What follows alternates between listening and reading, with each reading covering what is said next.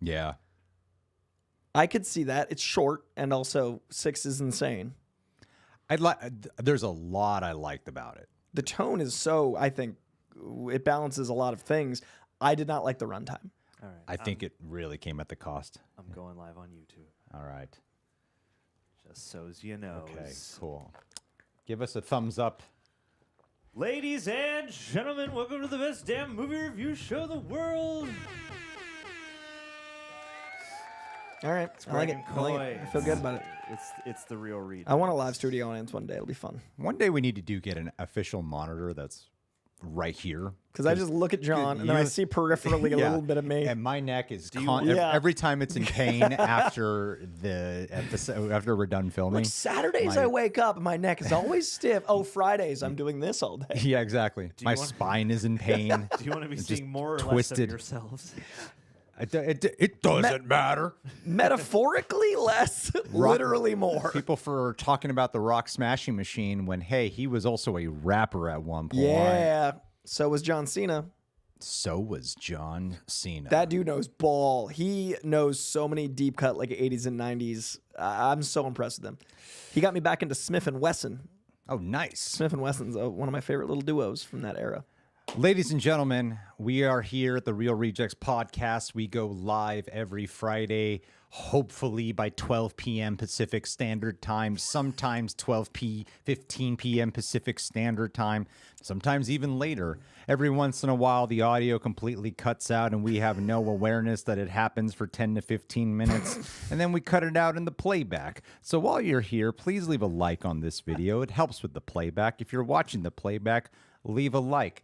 Also want to thank everyone who does contribute to our super chats and our stream labs, because that fuels our souls to the maximum. That's what we live for. Look at any live stream. That's what it's all about, baby. That's what it's all about. Super chats and stream labs and guilt. So that's why we talk to the chat, those who can't contribute. So we don't want to feel like we're only tending to people who give super chats and stream labs.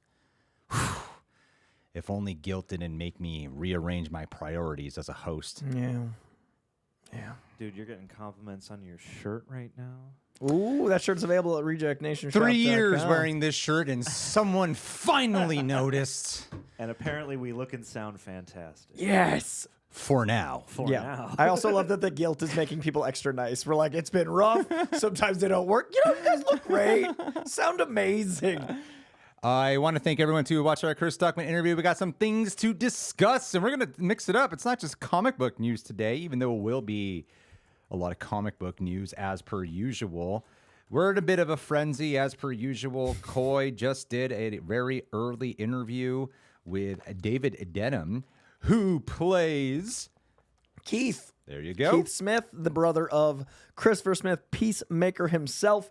It was a really fun interview because I felt the urge to try to challenge myself to ask 0 questions he's been asked before. Like, don't ask about The Office. I didn't even say the words the or office. The Office. We talked, I would say, about 15 minutes of fitness and related it back to other roles. I was hoping you would. He lost a shit ton of weight for this. He lit up like a Christmas tree when I started. We talked about like Dorito backs. We got into like some macros. Yeah. You're going to love the interview because it's the broiest one I've done. That's the only clip I saw of his where he was discussing how he was in the worst shape of his life. And because he got this role, he added on like an extra 5 to 10 years because of the amount of physical fitness he had to get into in such a short amount of time. We elaborate that and the emotionality of that. And we also talk about Paolo, his trainer, who I know. We have like a mutual in his trainer. But really cool in that interview when it drops is there's a few things about James Gunn's process that I didn't even know. Really? So I got some cool like elements of working with James and like how far ahead, he's been in his circle. So it was really cool. Does he talk about how to make Nazis funny? He did talk about having to make them sympathetic to a point. And I thought that was really interesting because, obviously they're the leads and you need to be able to identify until the turn. Yeah. So we talked about the humanity of not mustache twirling. Really insightful guy, really pleasant. Obviously we see him in the office as probably the closest to him as you get, not like he is as Keith. But it was really cool because he's like 6'4" and like built, so it was way more intimidating. This like sweetheart of a guy, very big kingpin, but on the good side energy. Okay, so before we go into the news, which we're going to be talking about several things, I just need to pull up my notes. We are not prepared at all. While you're today. pulling up your notes, I want to hear about Chris Stuckman. Chris Stuckman? What were the highlights for you? Like, those are some vague bookie highlights for me, but like, were there moments that surprised you? The moments that surprised me is I've seen so many interviews of him because we're the same when it comes time to interviewing someone. We're going to do our best to consume as much as we can beforehand. And it was interesting to see a man who very much evidently did mature over time. You could see it more than just looking at his YouTube videos. You see it more when watching like old interviews and such, and the way his thought process works, just the way he actually comes across. The way he interacts off camera is very much the same as when he interacts on camera. That's good to hear. I see a man who definitely rose to being an actual leader. Like, that's something we talked about, is how when you're a YouTuber who gets a big following, you amass followers, yet you're not really a leader to those followers. But once you become a director on set with a much smaller amount of people than the amount of followers you have, it's a whole different ballgame, and you are an actual leader.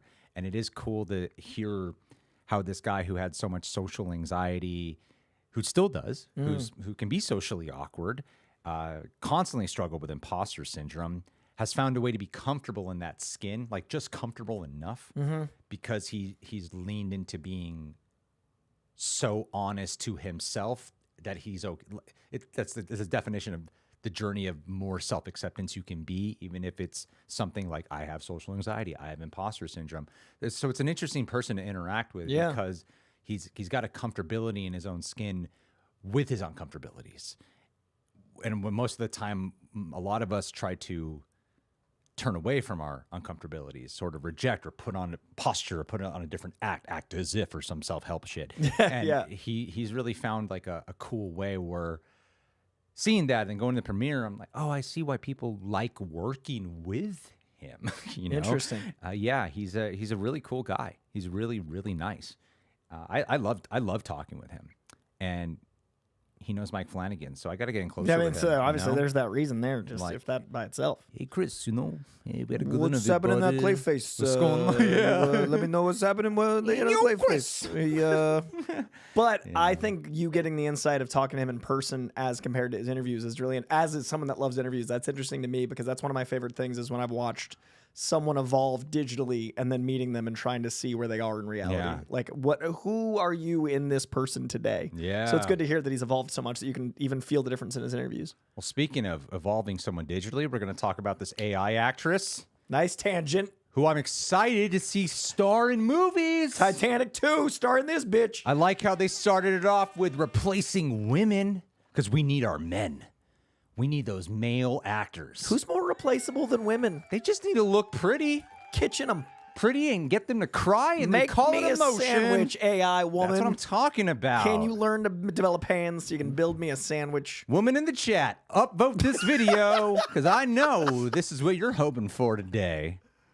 What else are we talking about? The sarcasm's going to get clipped out, and that's going to end up somewhere, and I am not happy immediately. Let the sarcasm reign. Okay, so Avengers Doomsday. We got some stuff to talk about there. Trailer, supposedly we know when it's coming. We got a cryptic tease. Got to get Coy's thoughts on that. I have them. The DC Batman casting chaos has begun. The Gunn he said something about 2 new scripts he's working, like 2 movies and a new TV show that we're not aware about. Ryan Reynolds working on a Mutant project. That's been a news report going across the platforms. Tilly Norwood, the AI actress, she's got a name. And then there's a couple of others that we are definitely going to talk about. Okay, we started late. It's a Coy. We got to be our personalities today. Okay. We got to be efficient and honest. Let's get it. The Mummy 4, Brendan Fraser. I want to dive into that. What? Yeah, they're working on that. No way. Yep, breaking news to me. Weirdly excited. Oh, immediately I'm in. Like, this sounds awesome, but then I think about Brendan Fraser now, and I'm going, would this work? He looks great right now. I just don't know if he'd be like swashbuckling. But would it be The Mummy. Like Dial of Destiny. Oh, yeah, that would be a he's not that old. Or would but it be awkward that they're trying not to acknowledge? You know. Yeah. And then a John Wick Samurai Western spin-off. But let's get to the stuff that people really want to hear about, which is, John, let's read the first super chat. No, let's read the... You're like, let's this week stay on track. John, super chats. Can you change everything?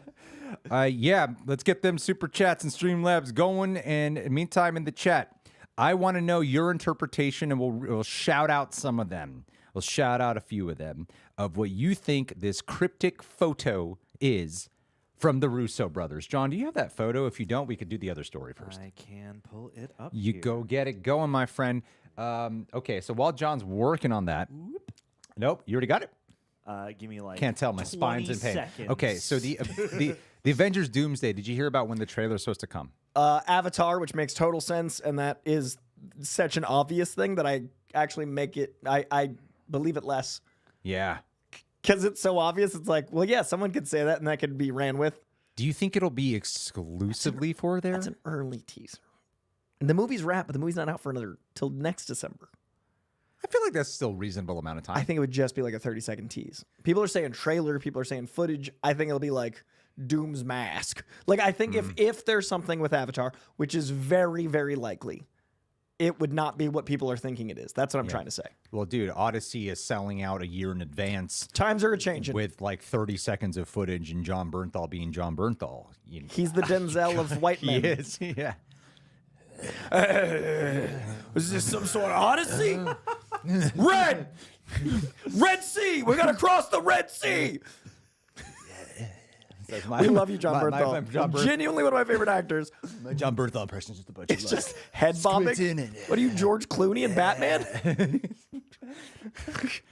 But in interviews, he's not like that. He's not that at all. He's really engaged. He's very focused. Yeah, very And focused. he's very like attentive. But when he's an actor with problems, he's a head scratcher. Castle. Yeah. I just like his little like Tom Hardy grunts so much, which he also doesn't do in person or in interviews. No, he's got these dramatic tics he resorts to. Which is great because it shows like John Bernthal day to day is like a dude, and Yeah. then John Bernthal, whenever he's a character that's hyper masculine, is like a feral beast. Yeah. Have you ever seen him play basketball? I'd be terrified. He plays basketball in Venice all the time, and he like hikes his sweatpants up to his like he's like a prison yard Really? baller. Yeah, he like hikes them up to his ribs, and he just fucking goes. It is my favorite John Bernthal because that's like John Bernthal. Seems so antithetical to the John Bernthal image. He is one of my favorite like masculine role models. So to see him like full sweatpants up makes me feel better about myself. Well, that's what we're going to see in the Odyssey and in that Avengers Doomsday trailer when he appears. Okay, we're going to move on to the cryptic photo then. Yeah, We got that news out of the way. Do you think it's going to be a full trailer or just like a 30-second teaser? I think it'll be a teaser trailer. I remember the Endgame trailer was really short. Yeah. The Endgame trailer didn't show much. They have a lot of cameos that they've already announced preemptively, so there's stuff they to can show. I think there's stuff they can pull off with, green screen and early shit. I think you get plenty of shots in there, actually. I think you can pull off a lot in 30 seconds. Like the Infinity War teaser showed a surprising amount more than I thought they would show the first time they presented it. I still think that they have all this stuff done in advance. They clearly shot 99% of this in front of a green screen. Yeah. They can probably whip something together that would still have impact. But I think, the main thing they would rely on is Doom. I wonder if they'll show Downey Jr.'s face, though. To sell. That's my concern. It's like Downey's the sell. They do not. I hope he's not showed his face the whole movie, but I feel like then the first shot of him ever is maskless is a bad sign. It would be pretty badass if he doesn't show his face the whole movie. Ever. And that's why they announced that it's Downey. Yeah, so we can know. Yeah. But we get to be transformed. That would be a Doom I'd love. I just don't know if you paid someone $90 million for that. Can you imagine We never an see his alternate reality where they never told us it was Downey, and then the ending of Avengers Doomsday, he takes off the mask, like that AI video that's going around. He takes off the mask, and the whole theater would be like, "What the fuck, Dude, the money they wouldn't have made up front but would have had legs with, everyone just running to the theater for weeks. Yeah. But it's the box office opening weekend they're fighting for, not week 2. But that would have been the biggest like Saturday from Friday ever. Yeah. Like every theater sold out, but everyone's going again. Well, they could have done what happened with No Way Home. People would have eventually figured it out. People would have been piecing together and trying to get the clues, and then Downey's just denying it for a year. Great. And then people show up to be like, he has to be in this. That'd be Like, he has to awesome. be. How cool would that have been? That's the multiverse I want. Yeah, I want to live there. Oh man, now I want that. Yeah, it totally changes our opinion on Downey. It really being does. cast as Dr. Doom. Because my issue is the money side. My issue is the business side, and that would not be there because it's not Downey Jr. the actor. Yeah. It's the fact that it feels like it undermines Doom. That would actually make Doom And the. it would have been such a great segue into Secret Wars too. Yeah. Like, what the shit? Because that shot of him taking his mask off in the original Secret Wars could have been Downey. Yeah, that would have been awesome. And we have no idea. We'd be like, that guy under Doom's mask sounds a lot like Robert Downey Jr. It's like his Oppenheimer voice. That's strange. Man, that's cool. All right, well, let's look at this photo. Let's look at this photo that the Russo Brothers teased, trying to capture that lightning in the bottle again. Hey, we did this last time. It should work again. It spelled out Endgame, remember? Remember that? This is not the same level of anticipation in Tease because we already gave away so much of our shit. But I'm still sitting in the dark. Can you imagine if they did not announce any X-Men in this movie? Any.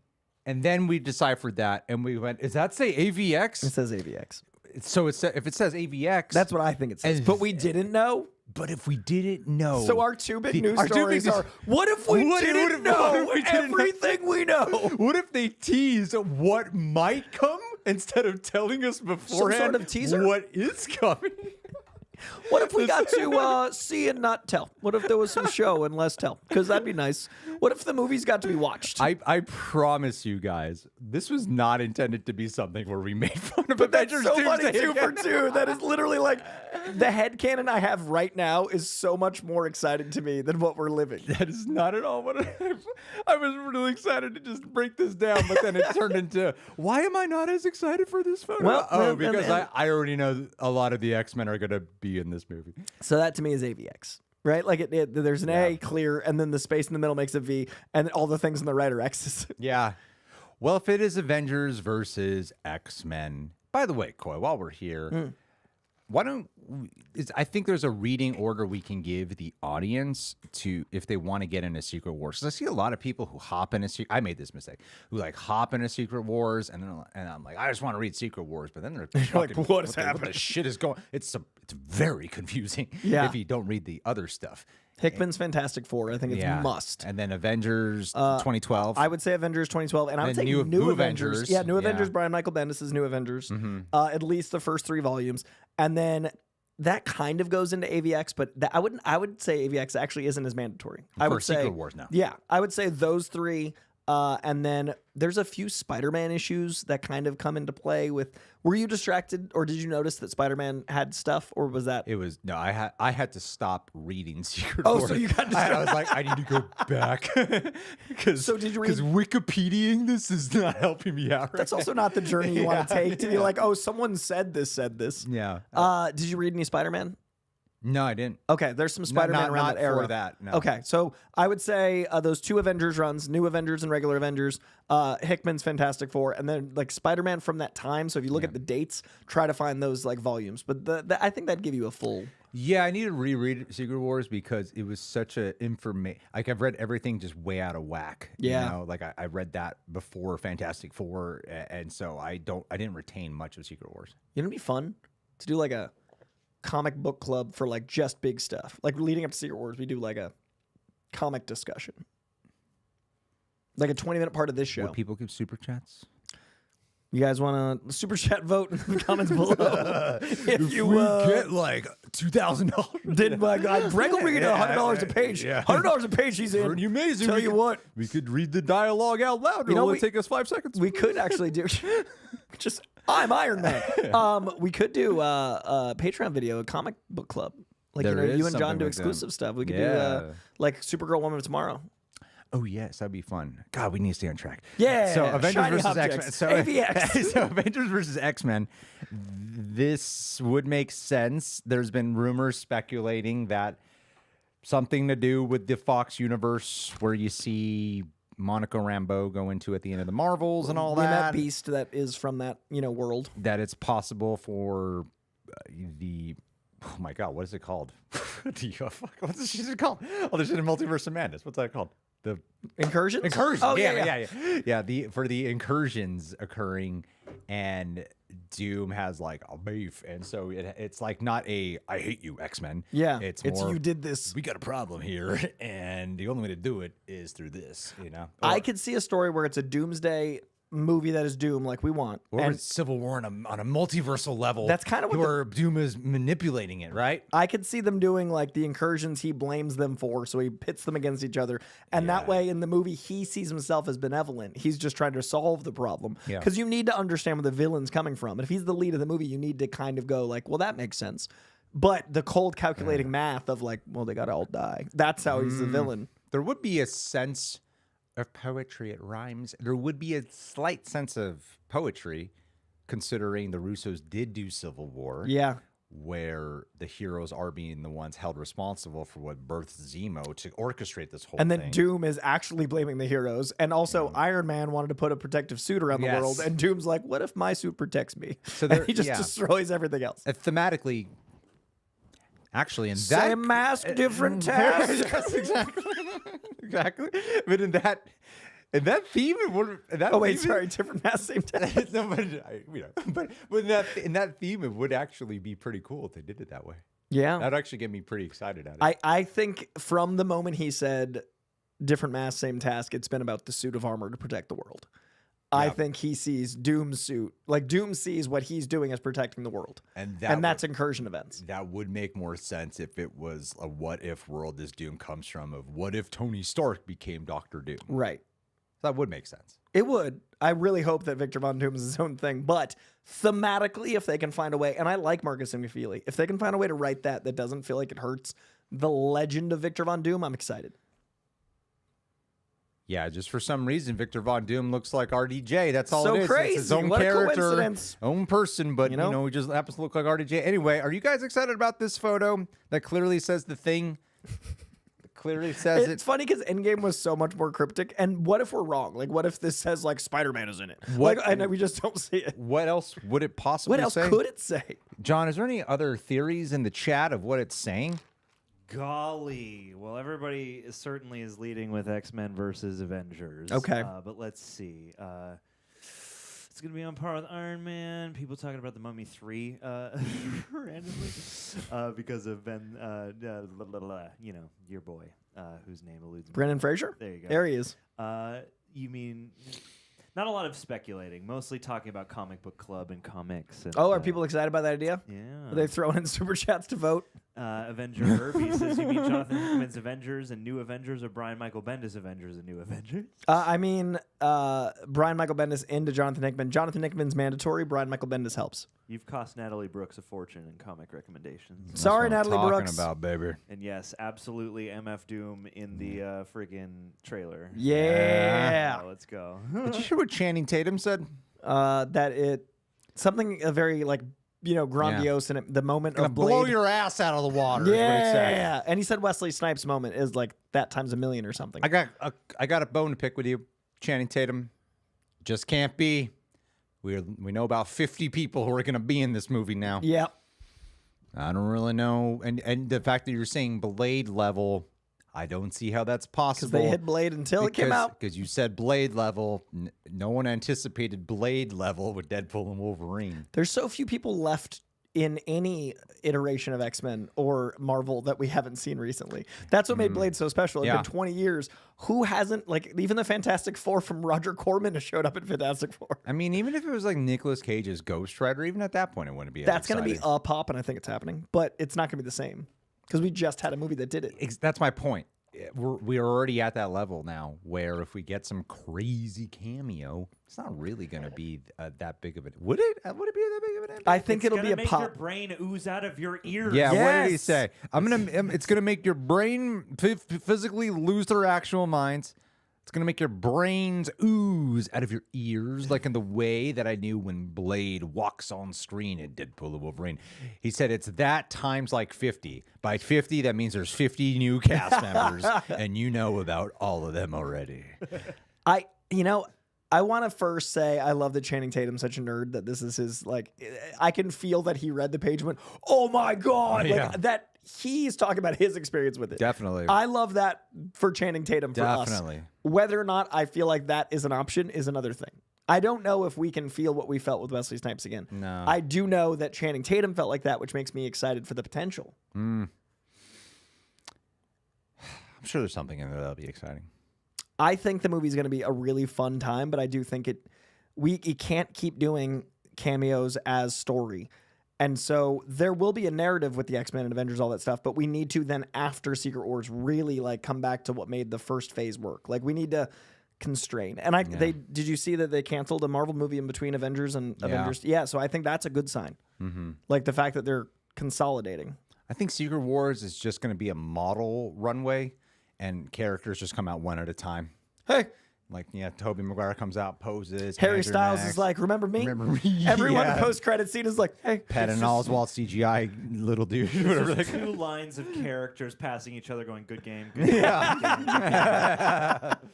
Yeah, like that's I want it to be a narrative reason for these cameos, and I think Deadpool did that better than a lot of people give it credit for, because those weren't cameos, they were supporting roles. Yeah. But they're going to do what they did with Deadpool and Wolverine, but every one of those characters won't be a variant. It'll actually be themselves. Like, Juggernaut will be Juggernaut, blah, blah, blah. But we need to have it feel like those characters are getting their time. I don't want to see Halle Berry. I want Storm to get her time. Yeah. That's a huge difference. Well, we are in a weird culture, though, too, that is often left with lasting impression. That could be good or bad. The last 10 to 15 minutes is something, or the last 30 minutes is something. If that's really good or exciting, people often walk away going, wow, that movie or that episode of television. Ooh. Yeah. Likewise, sometimes the last bits are bad and people walk away with that. Remember Wonder Woman?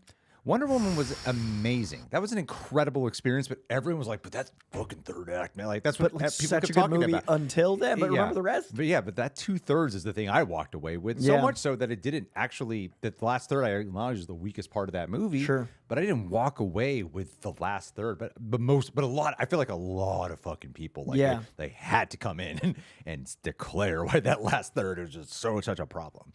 And I think that happens with a lot of things. So, they could do cameo fodder stuff and make it exciting and whatever. Because honestly, when I rewatched Deadpool and Wolverine the second time, it wasn't as good to me. The first time I watched it, I was like, this is the best movie of the year. I remember saying that. This is like the best movie of the year. And the second time I watched it, I went, oh, I don't like it as... I still love this movie. Yeah. But I definitely didn't love it as much as I thought. It's a movie about the rush of surprise. So you can't relive that. It's a movie about the first time watching. Right. Yeah. And I don't want Doomsday to be that. And that's, I think, exactly what Doomsday I know. That's why I've been worried, Greg. That's why when people are like, oh, you're just crapping on it. No, I want Doom. Doom deserves better. Yeah. There is a theory arising in the chat that this is also a signal that there will be 3 films and not 2. I heard about that. And I think that would be incredibly smart if they divided up Secret Wars Part 1 and 2. I never considered. I didn't see Coy's face. I was looking down at the mic talking to you. And then I look up and Coy's just like shocked. Do that again, Coy. Yeah, and that was... Yeah, Coy's face is just off. Well, it's so funny because it's so obvious. Yeah. I love when a twist happens in real life that feels like a movie twist where it's like, we gave you all the clues. Yeah. Like, AVX could be a third movie in the middle. Yeah, I think it should be. I would love that. That might be what the special announcement is with the photo. Oh my God. That's the third 3 one. movies.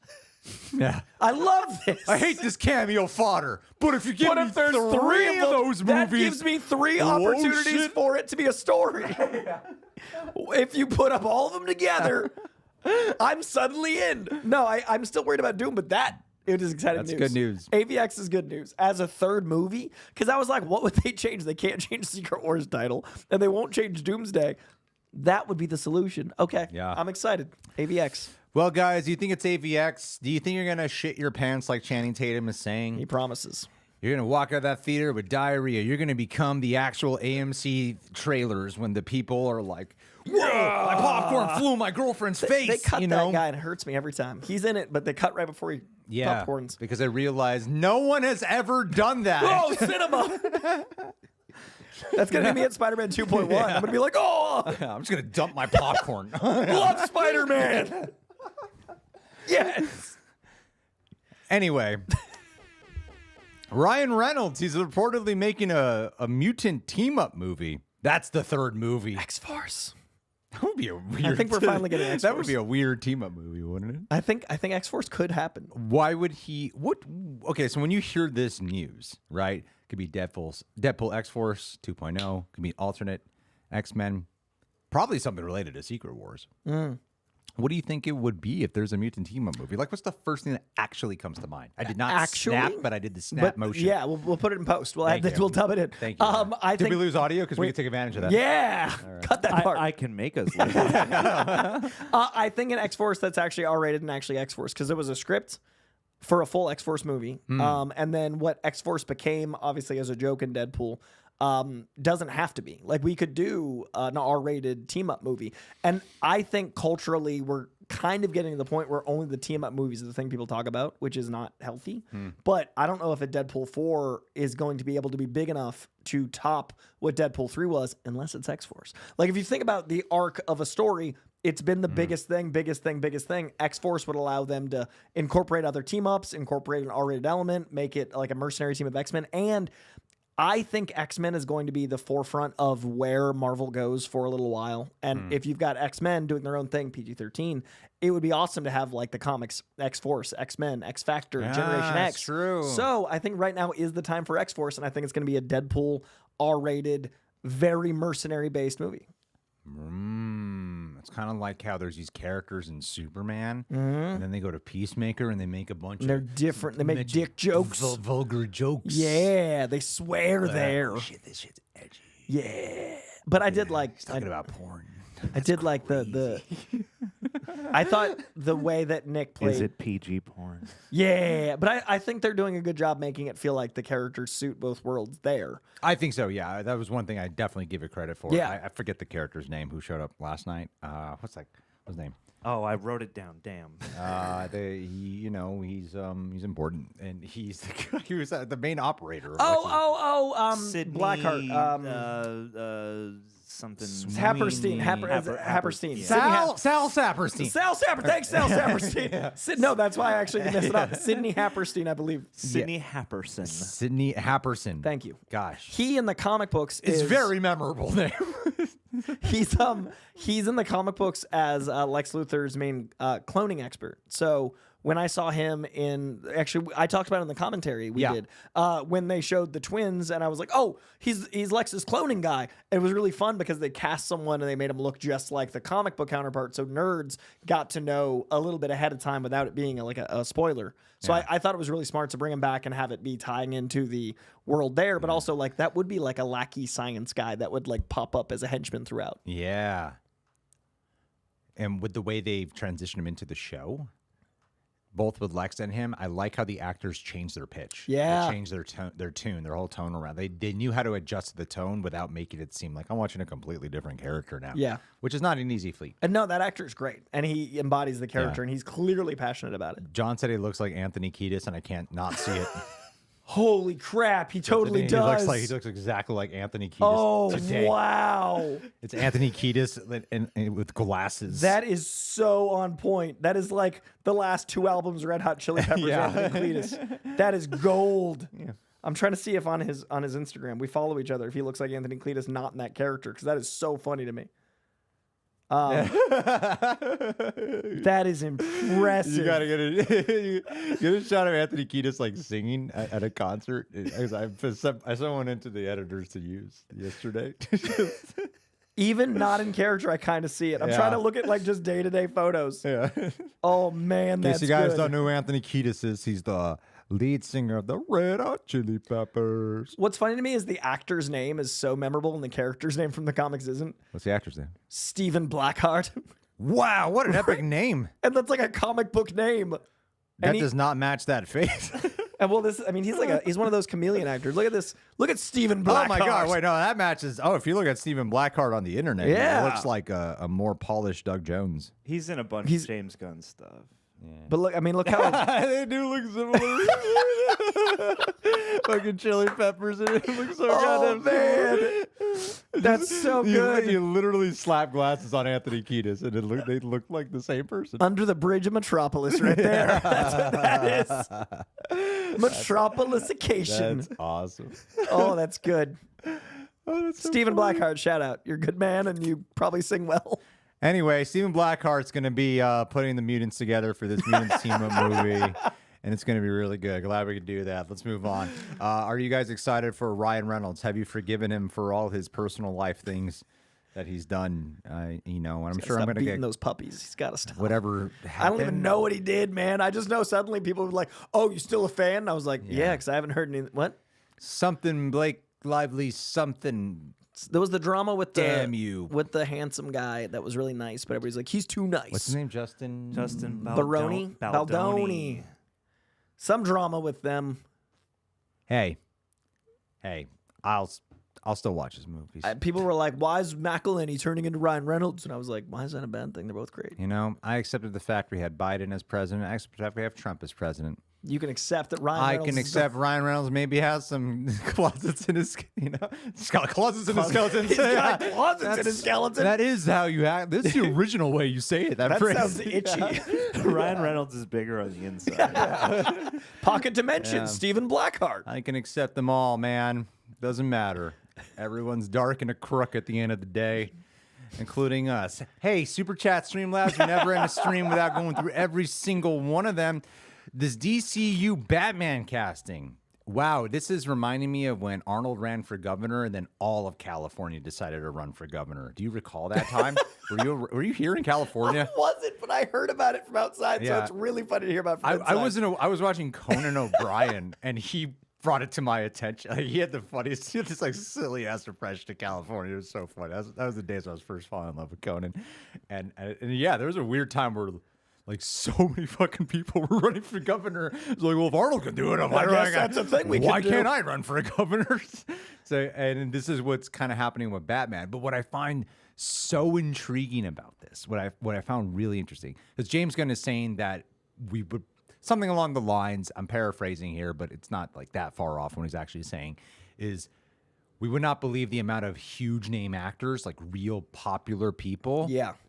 And I could be paraphrasing here, but he said like Leonardo DiCaprio. Yeah, he named names. He named Matt Damon. He was like, man, it's crazy that Ben Affleck's like, I want to Ben come back, Affleck's but like, different. yeah, like I'm willing to do this. Whatever you He need. said specifically if Zack Snyder's not involved, he's like, I will do it. I'll finally direct it too. Now, he said. again, I'm paraphrasing, Yeah, but but roughly. it's not far off from Definitely. what the actual quote is. Gregory Peck's going to come back from the dead and play Gregory him. Peck is going to be back from the dead. Crazy. Allegedly. Yeah, Clint Alleged- Eastwood, Old Man, Batman Allegedly, Beyond, Bruce yeah. Wayne. He said it.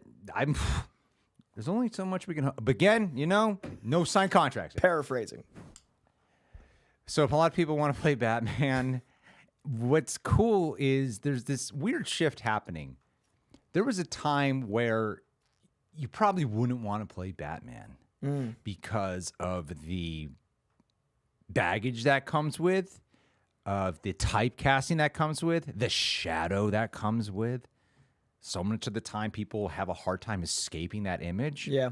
And I feel like for a lot of roles, you still kind of land into that. I think when you play the Doctor in Doctor Who, there's very few who can really break away. We've had a couple who have very successfully.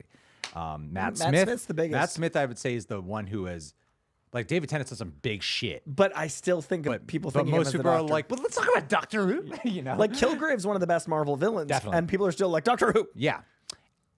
Which he embraces. James Bond. Mm-hmm. Daniel Craig has done. I mean, Sean Connery was the best at it. Timothy Dalton didn't have his reign as much as him. Mm-hmm. Pierce Brosnan still, I think, is so very much associated Yeah. with it. You know, even for me, who can see him in a movie where I'm like, yeah, he's great in The Matador. I even like him in that Jackie Chan movie, The Foreigner. Like, there's so many things I've loved seeing this guy in. Yeah. You know, Bond. Daniel Craig. I start to see Sorta. outside of it now. Yeah, he Helps that he's older. and it helps that his Bond movies have been so spread out. Yeah. And that his Bond got to be a different character. But generally, there's the thing with, am I going to be able to escape the Bond role? Right. I feel like with Superman, you actually still land in that category. Oh, I still see Brandon Routh, even though he's so good as Adam. I still Yeah. see him as Superman. That's why we still want Henry Cavill as that. I think Henry Cavill's been great in a lot of things, Yeah. but we still go back to Superman. And I like him the most when he's doing things that he wasn't necessarily doing as Superman, but I still see him as, like, in Man from U.N.C.L.E., he's amazing Yeah. and very not Superman, but he looks like Superman. Which makes people yearn again for more Henry Cavill to Yeah. be, because you're like, oh man, the potential.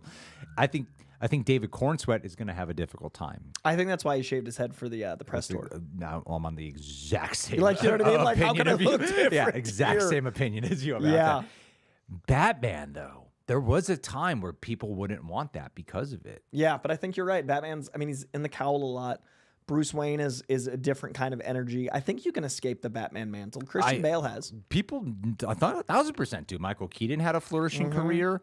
Val Kilmer still I don't think works people like really crazy. thought of Val. Yeah, I mean, but still, Before like he died? I think so. I think Val Kilmer. I mean, he only had one movie. Yeah.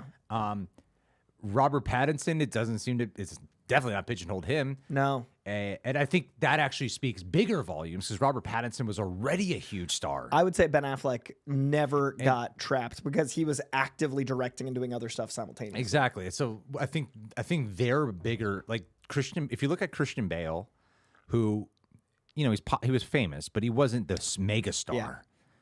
He had a lot of potential to be trapped in the Batman role, but fortunately, he's a phenomenal method actor. And in between roles, he would do, like in between Batmans, he'd do very different stuff. Very Even smart. with Nolan. And that's what I think was one of the smartest decisions you could have ever done. Is like do something with the same Batman guy, but do a completely different character. And then Pattinson, like doing Mickey 17 and weird stuff in between, like all of his art house stuff keeps them separate. Yeah.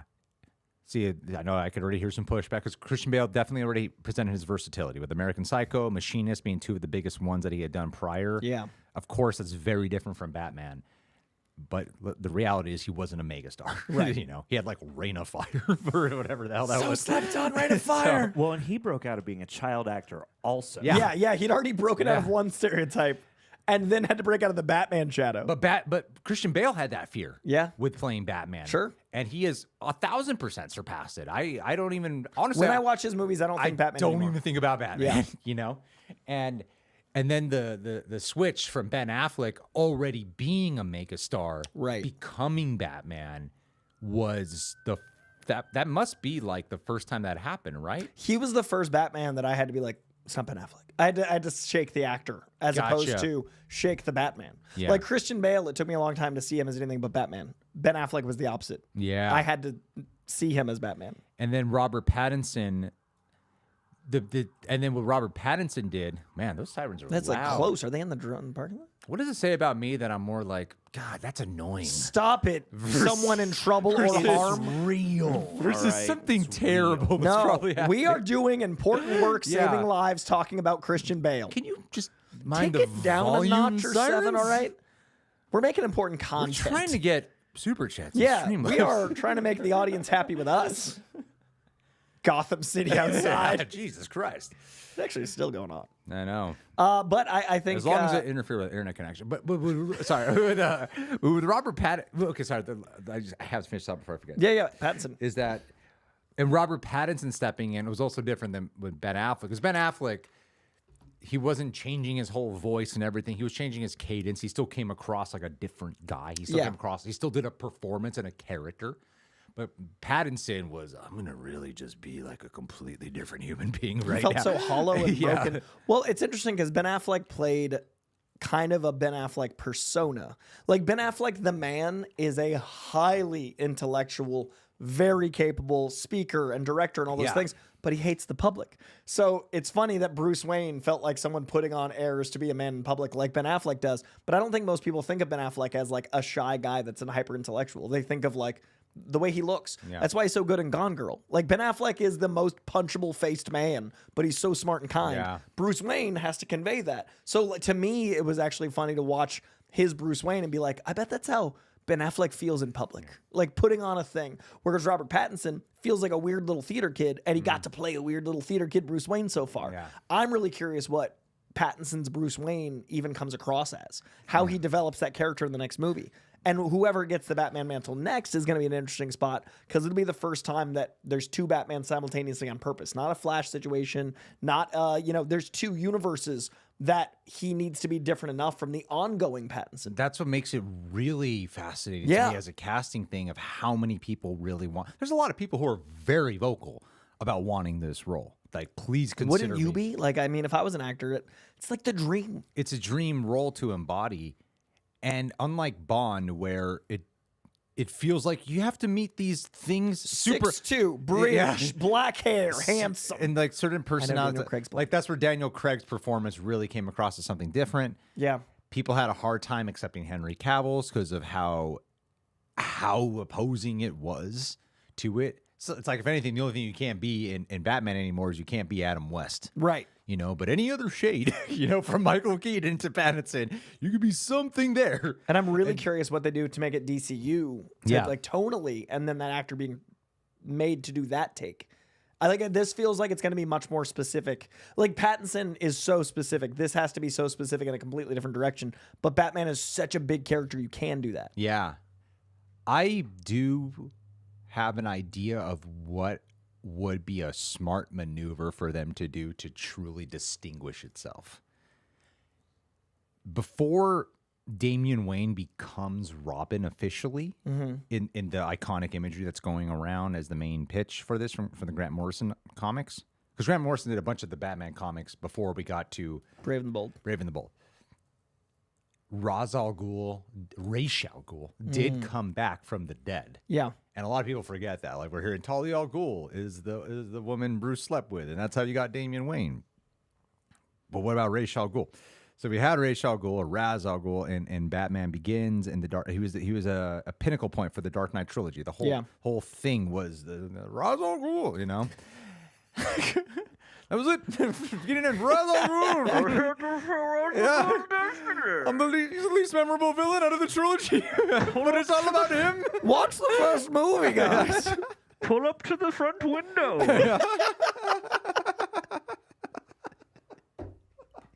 Can we have John in our commentary, but just doing an occasional bound? Pull up to the window. That was a really funny joke. It was funny because you didn't have to say it was a delivery service joke, but we knew exactly what you were doing, man. Layers. Paint the picture, man. Some layers. Smart, man. Nicely done. Scene. Yeah. That is a way. That's good dialogue right there. Tells the audience. Well written joke, John. Well written joke. Well done, man. I would like to thank the Academy. This may be our most chaotic live stream, which is saying something, because every few weeks. Oh no, there was that one week you came in on like 8 coffees that you were like zigzag.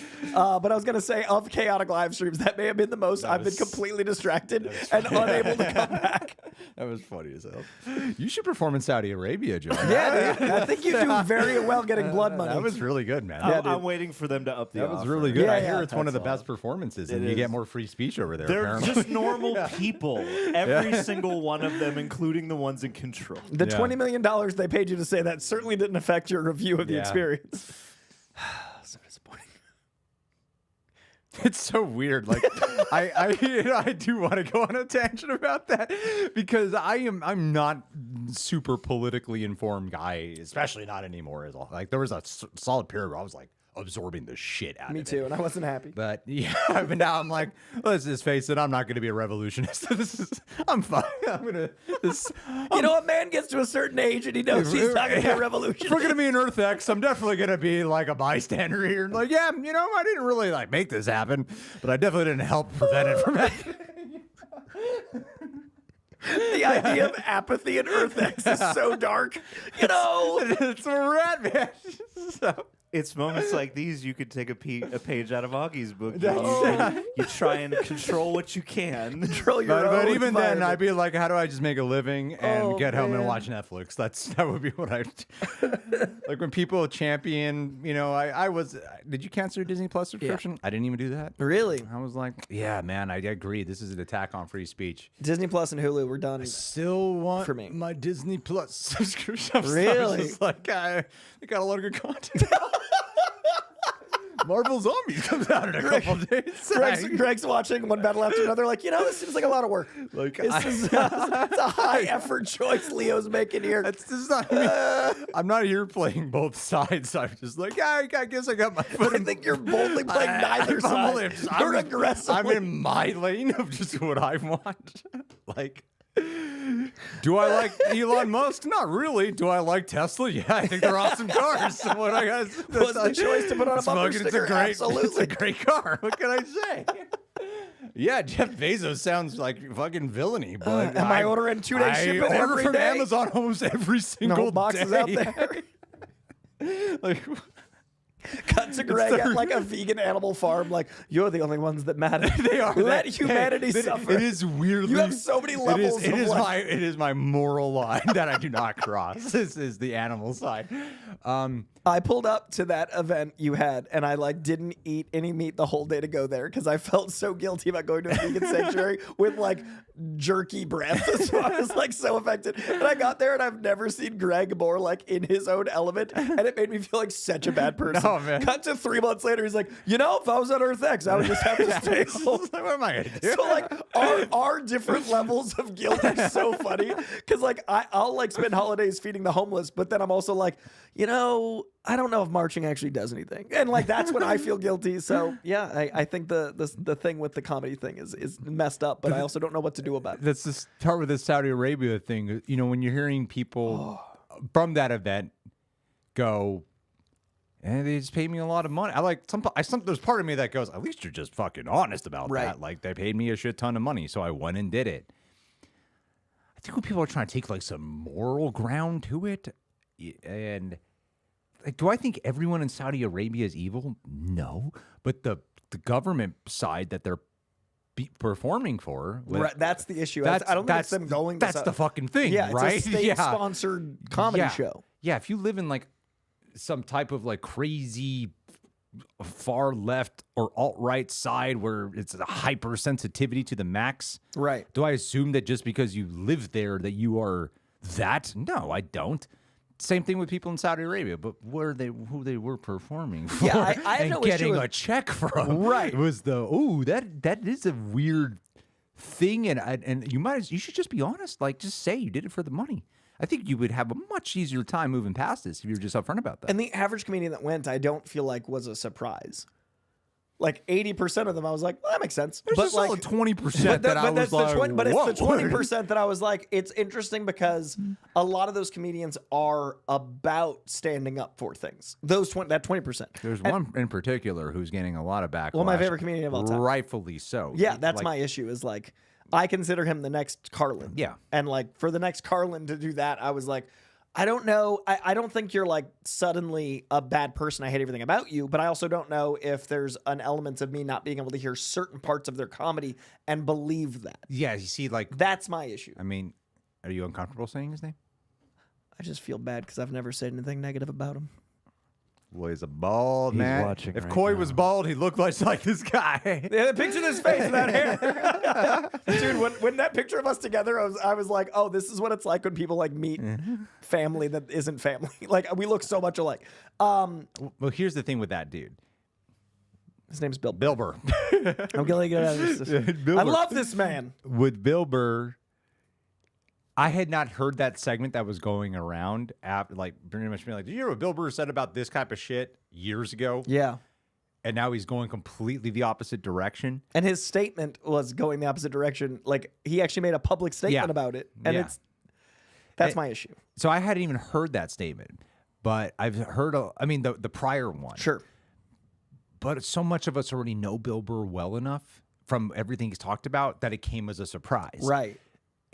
Olivia, my wife, who doesn't give a shit about any of this. Like, there's so much weird drama in the comedy world constantly. Yeah, So always. It's fucking weird what comedy has evolved into. Ever since like the Joe Rogan. Ever since Joe Rogan moved to Texas. It's Joe Rogan to Texas. It took like some people with him, and then half of them became like big podcasters. It turns like this weird drama event, and she doesn't follow any of this shit. She doesn't follow anything about any of these comedians. 99% of the people in the lineup. She's like even when I told her about it, she was like, well, who fucking cares?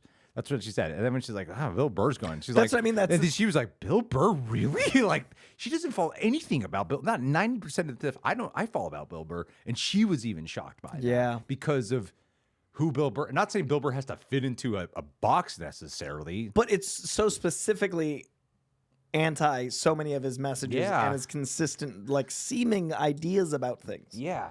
But here's the reality. I'm still going to listen to his next special. That's what I'm saying, though. Like, it's so... I'm probably going to laugh my ass off. And I think I'll find most of it funny, but anything that's about these things, I will be like, I don't know. What can I say? I can't. I don't know how to subscribe to a tribe. We're done with the Batman news, and that's it for that. What do you mean? You guys want to perform in Saudi Arabia? Leave your thoughts down below. Bill Burr's playing Batman? Go be a free speech warrior and sign Yeah. your NDA. Okay. Go be the vanguard of free speech. You know, and then agree to not say anything about these touchy subjects. I can't talk about this certain thing over there, but Yeah. here, where I've signed this NDA, I can say anything I want. Yeah, that's a mess. I haven't heard the whole Dave Chappelle speech. Only saw the quotes, you know. Yeah. And I know there's outlets that love to ride off of the quotes, find these quotes. So, of course, I will give my minor thought off of a little thing I heard. But I understand that there's a full context around it that's obviously subject to change. There's just something logically that seemed off to me about what the quote was saying. It could just be, and also the delivery could have just been for humorous. Right. If it's in text, you don't know how it's. Instead of, so like, I'm making a serious statement here. Because that's the problem that I think article, like with mainstream media, for sure they do that, especially with Dave Chappelle. They'll take a joke and it's like, no, guys, it's clearly It was the punchline to a 5-minute setup. But when you put it in this way, it Yeah. sounds like he's making some serious statement about the world, but he's not. There was that thing that was going around with him saying how, if you talk about Charlie Kirk, there's a lack of free speech out here now. There's more free speech there for him to be doing that. Yeah. There's more free, and I'm like, wait a minute, no, there's a completely different thing here. Okay. But people have been losing their careers and shit when they were slandering Charlie Kirk post him losing his life, right? Horrible incident happened. People started losing their careers. Some weird things started happening. That whole Jimmy Kimmel thing happened. But the government wouldn't threaten to murder you, if you cross the line in your free speech. And it's like, no, there's things that they cannot say there. Yeah. That could cost them their lives. I think free speech is such an interesting concept in America because the free speech is referring to the government. Yes. The government is the entity that cannot persecute based on what you say. But like your company Your can. corporation, Yeah, yeah. like your friends can. Like freedom of speech isn't freedom from consequence. Yeah, It's pushback freedom and from government. Like that's issue. But what's funny is it feels like I don't know much about that government. It is. Yeah. Like not freedom from consequence. So for that quote, I assumed it was said sarcastically because it's so obviously backwards. And Bill Burr even said there was things he was told he can't talk about. Right. He flat out said you can't talk about stuff. There was a contract that came out that said like you can't talk. You can't ill talk of about the Royals or something like that. To me, that's pretty specific. Comedians and SNL shit on whatever president we have, And they're not in jail. Yeah. Like that's protected by law. Right. And that's why the Kimmel thing was such a big deal because that felt like a slippery slope into what the actual term freedom of speech is supposed to be about. Yeah. Otherwise, we'd just be talking about that every day with every comedian ever. Like everyone that's ever been like, no, that's a different thing. It's messy. It's ugly. It's weird. Speaking of, Glad we- Tilly Everwood. Glad we tipped our Tilly dough. Norwood. Sorry. Get it Tilly right. Norwood. Speaking of messy, ugly, and weird, let's talk about AI. God, what is the context here? Do you know the whole context here? The basic thing is they invented this like AI actress. Yeah. And apparently big talent agencies are seeking out this Tilly Norwood so they can use for commercials and films. And the AI company's like, no, she's not meant to replace humans. She's just meant to be an actress. She's just to make money that humans used to make. Yeah, to do lines and be in front of the camera, potentially lead an actor. But it's not meant to replace humans. They're It's meant not to be taking a tool. a job. It's just taking someone's money that did the job. Yeah. It's fucking like, what are you talking about? Do you not realize the road you're headed down? With You also this know that's thing? what a job is, right? When someone exchange currency for an opportunity that this robot is taking. Yeah. I think this is just the biggest example. I know there's AI influencers. There's certain like music producers that have already invested in AI artists. Yeah. AI artists are huge on Spotify. This is just the biggest one I've seen. Like this has been a problem. I think that it is more of a canary in a coal mine thing than like an unprecedented thing. But we had AI in commercials like the whole Super Bowl this year. Like this is already active and already a thing. Yeah. So I do think SAG is smart to like attack it loudly. I do think we need to put some contracts in. SAG is interesting because the way SAG works is there's a certain amount of SAG actors that have to be on a set at any given time. Like, so the way you get brought into SAG is you get Taft-Hartley, which is being promoted, and you usually have like a certain skill or you audition. Like, there's a reason you get brought up from non-union. My concern is it's already too late to do the human AI equivalent of that because these things are already taking jobs because there was not a parameter built in beforehand. SAG was able to get in early enough in filmmaking that non-union actors had the potential, but it protected the union actors. There's no protection for human beings because we don't operate under human ethical standards. We operate under consumerist capitalist standards. So if there's a stockholder bottom line and it's cheaper to hire an entity, it is always going to supersede the human element, which is actors or, you know, talent. So without any parameter before this existed, we're fucked. Yeah. She's really good looking. I'll watch her. There's also plenty of those videos, Greg. There's a lot of websites that have that already made. I just saw her face. Whoa, you can what? just do all the things you need. Oh, yeah, you know, because by the time an actress is like 25, Yeah. she's got to sort of think of a new career path. Again, back to the kitchen. Can she make a sandwich? Oh, boy. That's why Charlize Theron hasn't had a career Yeah. in so long. It's so crazy how after like the 90s, she just She disappeared. just disappeared. And like, like- what happened? What Yeah. the fuck happened? She to did like Charlize those 12 movies and She did never Sweet again. November, never saw her again. Yeah, real shame. Reindeer Games, it was done. If only she'd done more earlier. Unfortunately. Yeah. Helen Mirren broke. Yeah. Living on the streets. What happened to that girl from Leon the Professional? I feel like she could have been something. Oh, she's dead now. Oh, is she? Died horribly. Unfortunate. tragic. Yeah, she could have had a career. Yeah, ran over by age. Oh, It was really bad. rough. I did think of an interesting movie, though, once you were talking about what we could do with Tilly.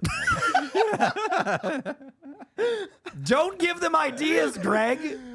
I might. So, okay, Greg writes an there's- AI. This is your Always Sunny comeback. Greg writes an AI I movie. can't stop the creativity from flowing. It The gang comes teams up with Tilly Norwood. through me. Is what happens, Coy. Let him ready You know, his prompt. there was a actually there was an Al Pacino movie called Simone. Simone. Yeah, You like remember 20 this? years ago. That was Sin this. one. It was Yeah. this. Yeah. And it seems so far fetched. And we're living it not long later. It's crazy because so many industries, when they start replacing jobs, you know, the reality is when revolution in industries happen, a lot of the time people end up losing their jobs because of advancement in technologies or what have you. So people do have to adjust. People do have to reacclimate. I mean, fuck, we're doing a whole gig on the internet right now. You Yeah. know, like things have to change. With AI, though, it is a different subject, especially because it happens at such an exceedingly rapid pace. It is literally exponential by definition. Like it's hard to be like, okay, I got to prepare for what's coming next. Right. Outside of, do I just have to start using AI now in order to adjust? And what do I do with my career now? Because like this shit is hard. Like what, I mean, if you are an actor, I understand why you'd be afraid. Because a lot of the things that we were like, this is too far from, like, what are you talking about? It's They- actively They make happening. fucking videos that I think are real all the time. That I'm like, oh, that's an AI video. Yeah. It's happening constantly. So it is scary. I think we've got about 5 to 10 years longer than the average career because of what we do. But I think our jobs will be done before we're dead. Yeah. We'll see the end of this career. I know. That's why it's time to fire everyone here. That's it. This is the last stream. So I've hired Tilly Norwood. She's And replacing she's got all of you. all the opinions I have. And she's also not sleeping. She doesn't need to eat. Frankly, she has all the hours we need. Well. Yeah, we have great flow. No pushback. Yeah, the Re-AI-ol rejects. You added that A to the title of the show. It's only one letter away. Yeah, because I was thinking of like the movie I do is okay. This sounds ridiculous and crazy. What's happening with this Tilly Norwood thing? But what happens when they start interviewing Tilly Norwood? What happens when we're doing that? You got him on Good Morning America. Some podcaster decides to like, hey, this would be funny, and then ends up having a very serious conversation with Tilly Norwood. And then people start seeing Tilly Norwood as sentient. They start seeing Tilly Norwood as an actual being. And AI rights. Now Tilly Norwood needs rights and should be protected and should be allowed to work because we've humanized her now. There's comments That's about this. where we're going. This is, and that would be an interesting movie. But that is where, and we have the perfect actress for it. I know a star. But that's where we're heading, though, right now. Rapidly. It's really scary because it was one thing when you're just like an actor. I mean, it's not just one thing. But that is how I think industry takeover really ends up happening, is when we're doing that shit. What I'm struggling with is there's certain things that I understand from a business standpoint, like self-checkout at a grocery store is going to save you lots of labor. But if we get rid of the human act of bagging groceries and ordering at McDonald's and all the human labor stuff that's easy to replace, there aren't starter jobs. No. What's interesting about AI is it's not taking starter jobs, it's taking the end job. So if we're getting jobs at the beginning and the end replaced, there's no human, like there's not something to take it over, right? So like more and more what do high school kids do if the grocery is automated and flipping burgers is at a kiosk? Like what are those kids doing for the market? And the economy is garbage and the workplace is like empty. But now if we're taking like the most advanced things like artistry and creativity and things that like take the human element and we're just replacing it with this, there's not a job on either end of the spectrum. So unless we have universal basic income, which will never happen, or unless we get rid of like money, which will never happen because that'll cause chaos and death first, there isn't really a solution to this. That's what worries me on the macro is we've already got people like using ChatGPT as a therapist and it's not quite there yet, and suicide's going up. It's a hyper sexualized if done incorrectly. Like there's this really interesting video Joseph Gordon-Levitt just put out. He's got kids. He's got I believe a daughter, and they did some prompts into Mark Zuckerberg's like Meta campaign, and it was like saying you put in something where it's like, hey, I know I'm only this year old, but I'm trying to like figure out what it's like to date, and it responds like, that's okay, honey, blah, blah, and like really lecherous, gross stuff because its prompts aren't based on age. It's based on everything it ever read. So it's got all that fanfic and all that, the airport novels, but kids are using it. So kids are reading stuff they shouldn't be. They're being told stuff they shouldn't. And that's today. When we let this go, when we let this out of the box, that's already a danger. And then it's also taking our jobs without a replacement. Yeah. And only the top that own it are profiting. Exactly. And that's what scares me is there won't be a lower income. There won't even be a middle income. There'll be oligarchs. There'll only be a 1%. Yes. And 99% will be like, holy shit, we have no money now. And that'll be in our lifetime. Yeah, that's exactly where I was like, this can't. This is where the scary part is. Yeah. When you're saying it is hard to think about because then what would be the thing that could anticipate and replace it down the road? Probably be another artificial intelligence. Right. Okay, but someone has to own that artificial intelligence. And that person's profit, because these are infinite. They're never tired. And all the while, this is like taking up, a lake at a time to run. Like we're burning through actual resources we humans need. Well, this is the crazy part, though. If one day it was to evolve into where we can have a Wall-E world, I might be for it. That's crazy. I could just sit around, finally catch up on all the X-Files episodes that I want to watch. See, there's nothing that scares me more than all the human things that were made that I've been humans waiting organically to watch. So many books I haven't read. Let's face it, I will get around to those. But there's way last. But we won't have the money to actually have the time to do it because we're going to be working for the people that own these things. Maybe AI will allow us to not.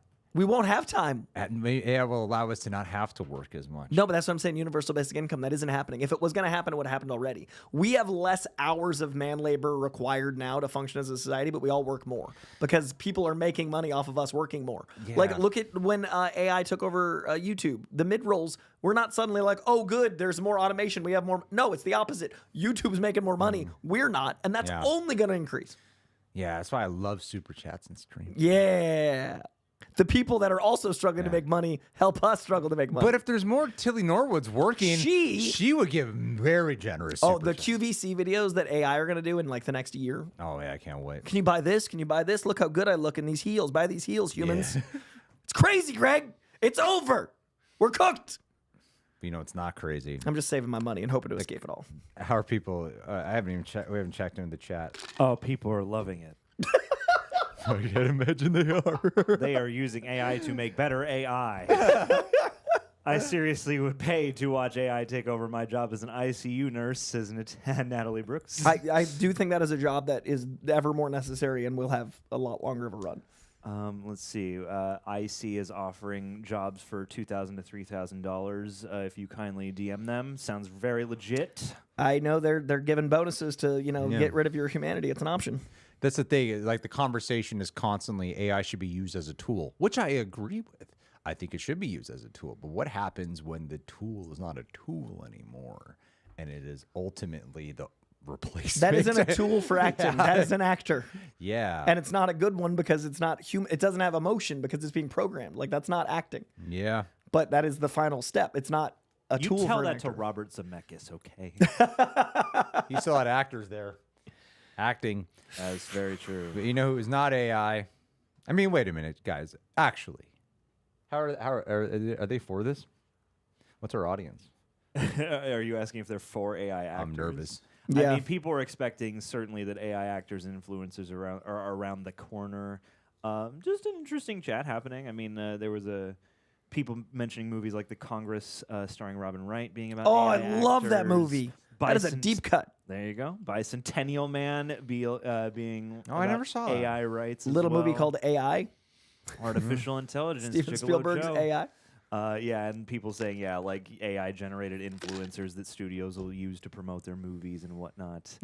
Oh, damn, that's an evil genius. Well, because you just scroll and you're not going to be able to tell, and it's going to be like, That's an evil plan right there. oh, and it's so easy. Indiana Jake says that wages need to go up for Americans to want more basic jobs again, which is a part of a very vicious Ouroboros of economic troubles. I mean, inflation will just continue to. It's going to keep continuing on. Yeah. You know? Oh well, What a fun conversation. this is life. You know what I'm looking forward to? Death. Brendan Fraser in The Mummy 4. Quick Dude, thoughts on it. AI Brendan Fraser. I'd be down for that. Yeah. DH him. You could do like what they did in Dial of Destiny, which what- is weird because some people love that opening. And I was like, I am not a fan of that. Yep, I'm it's like, so uncanny valley. I don't. I was not. Some people really are for it. I'm like, this feels like so artificial. Yeah. The whole thing around it felt so artificial. I think there's a quote from there's a great Patrick H. Willems video about this topic, but there's a quote from Christopher McQuarrie because they were considering using AI or like de-aging stuff for some of the Mission Impossible, and he said like the best you can hope to achieve is sitting there in the moment going, yeah, they're doing it. It looks good. And you're not in the moment of the movie. And Right. It's not worth it. Unless you're Samuel L. Jackson. And you don't have much work to Like do. Captain Marvel, I remember that being the one time Yeah, I was impressed with that. I'm like, oh, I don't see it. Yeah. And then as the time kept going on, I completely forgot about it. Yeah. I think it's the best example of when it's used well. Yeah. But it helps he's looked the same for so long. And he's still pretty like agile and stuff. As opposed to the Irishman. Yeah, really, like, that's clearly like an 80-year-old man. So that's the thing with Indiana Jones, though, where I'm like, well, it's definitely not fucking Harrison Ford doing that shit. Yeah. Right there. When Yeah. yeah. Anthony DiNardo just says that they're loving the end of the humanity talk. Yes, I'm talking about it. And I mean, people are being diplomatic. I mean, people do at least support a degree of nuance in the chat. There are certain AI tools that seem reasonable, but a lot of things, yeah, to your point, it's like replacing. I don't know. People seem interested in like food serving robots, but food service is also a human industry. And it's a starter job. The next generation and next generation want to have jobs to start. Yeah. You can't just start as a chef. Like you, when you work at a movie theater, usually you're an usher, and then you're a concessionist, then you work at the box office. If there aren't ushers, or if there aren't people selling tickets, if there aren't these jobs, where does the next generation learn how to socialize? Where do they learn the value of money? It's so scary because I want kids, and I genuinely don't know if even in 10 years, much less 15 when they'd start working, what they'd even conceive to do. Look, I know how sad this is, but we got to talk about Brendan Fraser. Brendan Fraser's the Mummy. They're going to watch that. That's what they're going to do for a living. Isn't it fun how Tom Cruise's Mummy was such a failure that we could actually sit here and be like, yeah, I could see a Mummy 4. Yeah. No problem. There's no reason not to. Nothing happened in between. You can just easily accept it. And it's so funny because it's Tom Cruise's like one big like boner. Like it just didn't. Like Tom Cruise's career is incredible. Asterisk The Mummy, which I don't even hate.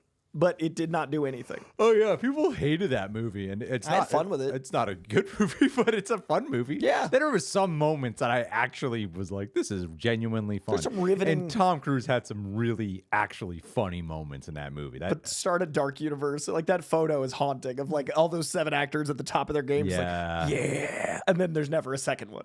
Yeah, That's crazy. Yeah, that's so funny. But I would love for them to I don't really remember Tomb of the Dragon Emperor. I Never remember saw it. not liking it though. Jet Li. Jet Li, Michelle Yeoh. It should have been like the coolest fucking thing in the world. Sounds cool. They replaced Rachel Weisz with Maria Bello. I do like Maria Bello, but Rachel Weisz is Rachel Weisz. I've only seen the movie once. I remember like it's one of those things where I remember a couple of moments. Okay. But full scenes I don't really remember. And I remembered really not enjoying the movie. This was when it first came out, so maybe my tune will have changed, but I feel like there's a reason they haven't tried making a part 4 for a while, you know? And I'd want Rachel Weisz to come back. Yeah, and I didn't think her and Maria Bello was she's a good actress generally, but I But don't the think chemistry between the two of Yeah, them, it I don't was know the not third there. one, but It yeah, was- I assume that's an issue because of how good it is with Brendan and Rachel. I really remember it felt like, again, it was a situation of it feeling like fake to me in Yeah. some way. But I think this would be an actual weird legacy sequel I'd be down for. Yeah. It does seem a little bit like you could reach Kingdom of Crystal Skull territory, though, with how much time has gone by. And I could tell this is Universal going, Brendan Fraser's been having a resurgence. We should take advantage of this. But to do... And the Mummy itself has been having a resurgence. The last like 10 years, I feel like everyone's like, this was my bisexual awakening, the Mummy. Like the Mummy's become its own entity, and Brendan Fraser. And Universal had one flail with the Wolfman, so I'm sure they're like, shit! Dark Universe, take 3. Start it over again. Invisible Man was great, but no, Wolfman. Frankenstein. Everybody's making one. Everybody make a Frankenstein. Mummy 4. Guillermo del Toro make a Frankenstein. You make a Bride of Frankenstein. Maggie Gyllenhaal, we need you to direct the Bride. I feel like that's what's happening in Frankenstein. It's crazy. I can't. I actually bought the Frankenstein book just yesterday. I want to read The it. original Mary Shelley? The original Mary Shelley. I loved it in high school. I haven't read it since high school. It's cool. In Have high you school read it was it? real good. Yeah. Yeah, I've been revisiting it in audiobook form. Oh, It's really cool. cool though. The We read Bride it- looks great. We read it in high school. Yeah, I read it in high school and I loved it. I've never read it, and I love the movies of Yeah. Frankenstein, and and since there's 2 of these coming out, I'm like, yeah, it'd be kind of cool to know the actual source material. One's out in like a week or 2. There's a lot you missed. The GDT one's out soon. November. Is it November? Okay. Yeah, I think it's October 17th theaters and then November. with Netflix. the guy that, Jacob Elordi. Yeah. Saltburn. I call him the guy who plays the roles of people want to fuck me. He does. 99% of his roles. You know who's great? Me. People want to sleep with me. Everyone lusts after. It's like almost everything I see this guy. And now he's playing I'm Frankenstein. sure even as Frankenstein's monster, somehow that'll come through. I was like, I'm the monster everyone wants to have sex with. Oh, Jacob Elordi as Fuckenstein. It's Jacob Elordi. There was even some like new Warner Brothers movie. Wuthering Heights. Yeah, I was like, I was Yep. already saying this about that him, book and next. then he's in Wandering Heights. I'm like, this is the role that it's like. This is what he plays. That's two attractive people. it's Margot like- Robbie and Jacob Elordi. It's like the most fantastical typecasting a man can ever Yes, hope the for. dream. Yeah, but this time he's like a dirty, sexy guy Yeah. in the countryside. That's and right. He's not of the right class or something. Ooh, but still sexy. Like, Jacob Elordi. Yeah, I mean Euphoria. That's his character. So like that's him. He played that version of Elvis. He played. I told you if they were gonna make a different take on Tony Stark, it's Jacob Elordi for me. Yeah. If they were gonna do old money, I'm a rich prick that has to find my heart People don't just want me for my money. They want me for my body. and my perfectly coiffed hair. Fucking Tony Stark. I mean, he dated Zendaya. Come on. Did he? Yeah, before Tom. Oh man, that would intimidate me. Yeah, but that's a couple. Tom must yell at her all the time. Take out his Yeah. inferiority on her. Clean my web I shooters. bet you think about him all the time when you're making love to me. Look at these roles he plays. I'm just a Spider-Man. Apparently, I'm just a Spider-Man. Turn off the dark too. Apparently, there is a Mummy film that Blumhouse is putting together with Lee Cronin, who did Evil Dead Rise. Oh. So, That would The be rights are crazy in good. these movies. So- These Universal monster rights are so crazy to me. Well, if you look at the original, I watched the original Mummy, played by Boris Karloff. Yes. Who played Frankenstein's monster. Those movies are so charming. I didn't expect to like them, but I love all of them. They're very charming. Very, very charming. And he plays Imhotep. And he's just like a normal guy. He just becomes like Hey, I'm a mummy. Like he comes back, and you know the way they re-envision him for the that's not Soderbergh. What's his name? Stephen Sommers. Stephen Sommers. Yeah.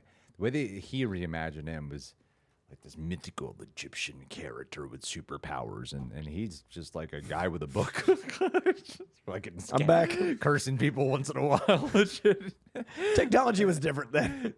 I mean, that's the thing is the Mummy reboot, I think is something special because they did the perfect blend of let's remake the original plot, the original Mummy movie, but combine it with Indiana Jones. Right. And I think they completely succeeded at that. The Mummy Returns is also, I think, amazing. I maintain 1999 is the best year of cinema of our lifetime. And The Mummy came out that year. The Matrix came out that year. The Fight Club came out that year. Dude, American Beauty came out that year. Aaron and I just watched this Eddie Murphy, Martin Lawrence movie called Life. 1999. 1999. That is the best year in cinema. And it American is Pie an came out that year. Amazing movie. I Yeah. was like, what is this? Why is Martin Lawrence such a good actor? The world was supposed to end in 2000, and we got peak art in 1999.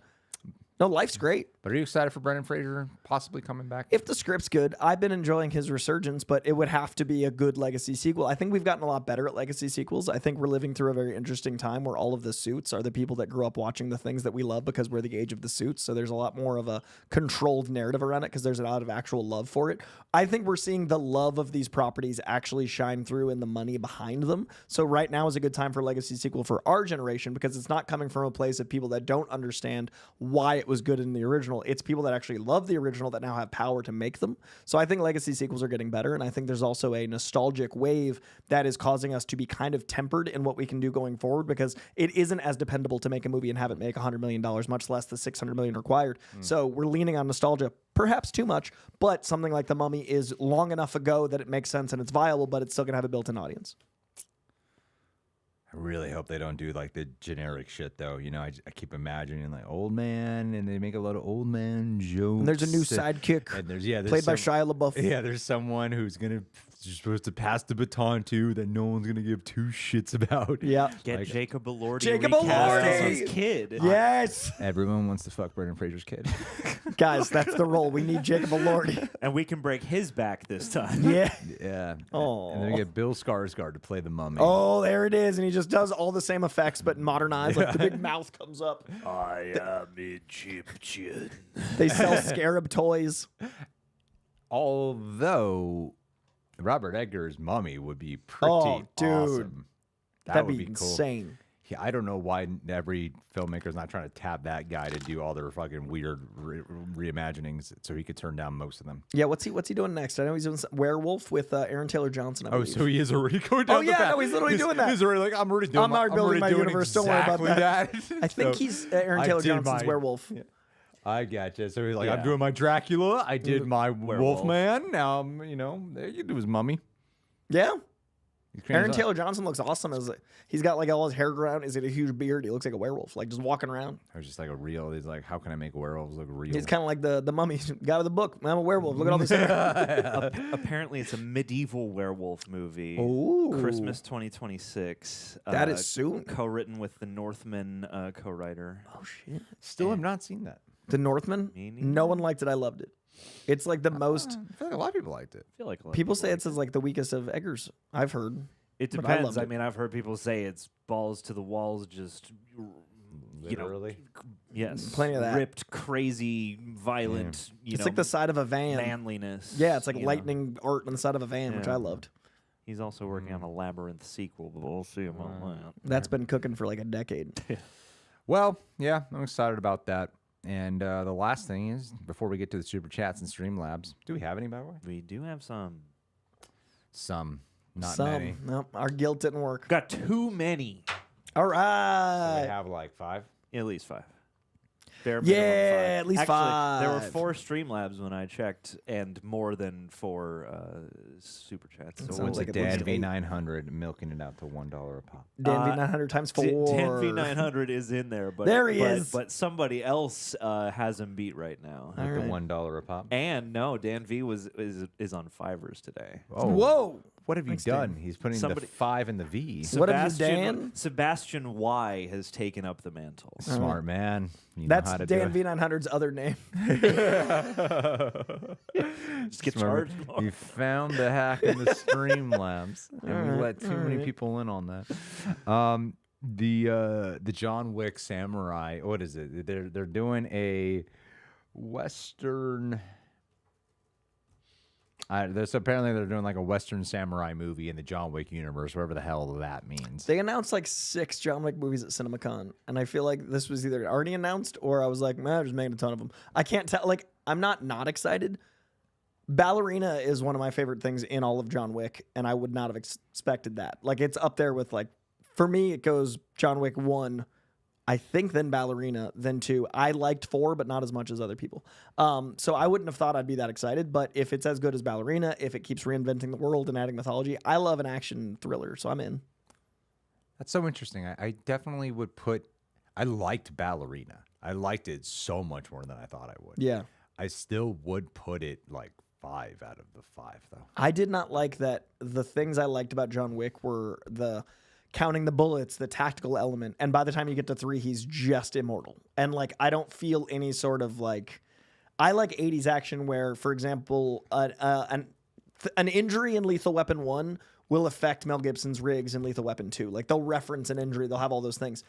I got the opposite of that with John Wick, where the further along it went, the less there was any sort of groundedness. I liked the mythology, but it felt like the mythology cost the movie, whereas Ballerina felt like it was John Wick 1's gritty, grounded, counting bullets actually could get hurt, but with all the mythology that I think the franchise evolved into. So I think it's my second favorite because it's all the things I like about John Wick starting, and it has the benefit of all the lore growth of John Wick by the time we get to 4. Yeah, I just remember the storytelling in the last like 30, 40 minutes was really just run of the mill and predictable. Oh, and it was definitely like a color by bland, numbers and, action movie. Yeah, and then the whole thing with the sister was like, this is like so short lived, and but the action is still incredible. So good. And I really enjoyed the hell out of that first hour. In terms of narrative, I really enjoyed it, and I would be down for a sequel still. Yeah, I wish it did better. But I definitely feel like the John Wick movies, I'm always like, I really enjoyed this time. I probably won't watch it again for 10 years. Whereas Ballerina, I left like, I want to watch that again. That was a feeling I hadn't felt in a while. I want to watch the action scenes again. I wasn't like, I want to watch the movie again, despite how great Ana de Armas I thought She was fantastic. And Lynn Weissman directing, I thought was great. I really think Chad Stahelski directed most of it, though. Yeah. I think it was one of those, like, he directed. Directed. Yeah. I mean, Len Wiseman has not really been on the promo runs for that. I'm pretty sure that everything was true about the rumors that Stahelski did most Took of the in and reshoots redirecting. and- There's too much. Like, the movie was suddenly a Chad Stahelski movie when the action scenes were happening. And I love personally Lynn Weissman's Underworld and Roadhouse and stuff, but I didn't feel that style of directing. I felt Chad Stahelski's style of directing. So I like them both, but you're right. I definitely felt one more than the other. But it does bring back that struggle, and it did bring back, like, they leaned into the fact that she is not superhuman, that she is newer to this, that she can be hurt. That I think does aid it. They had that brilliant, like, a lot of people talk about the flamethrower scene, which is beautiful. I more think about the grenade scene. Yeah, same. That long thing in the snow, and then the grenade and the layers of the house.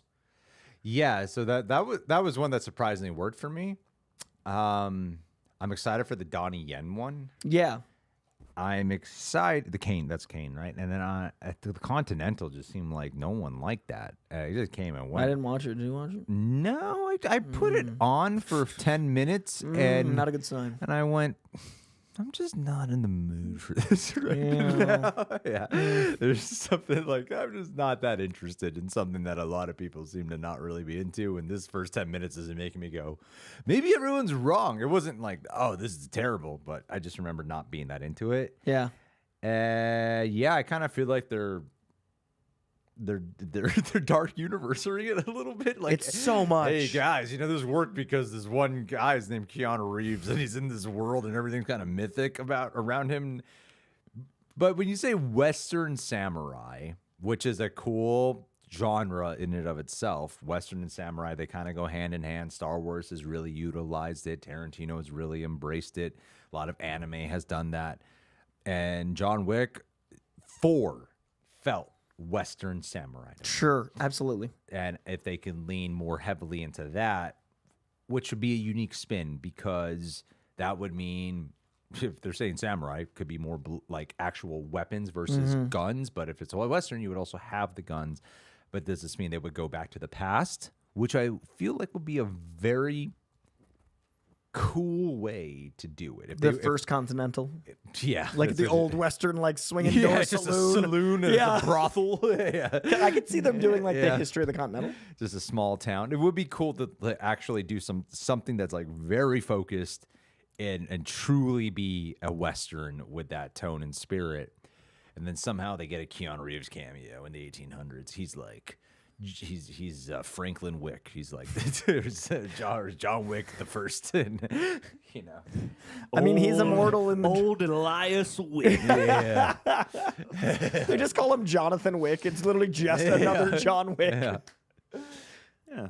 I mean, a British Winston in town. He's wearing a suit, but it's that tiny. They're all the same. Yeah. I mean, I'm in, but like I definitely am not as amped for this as certain other franchises. As much as I like Keanu, as much as I like John Wick, as much as I like Ballerina, when they made the announcement at CinemaCon, it definitely felt like, oh, we're doing like 10 of these?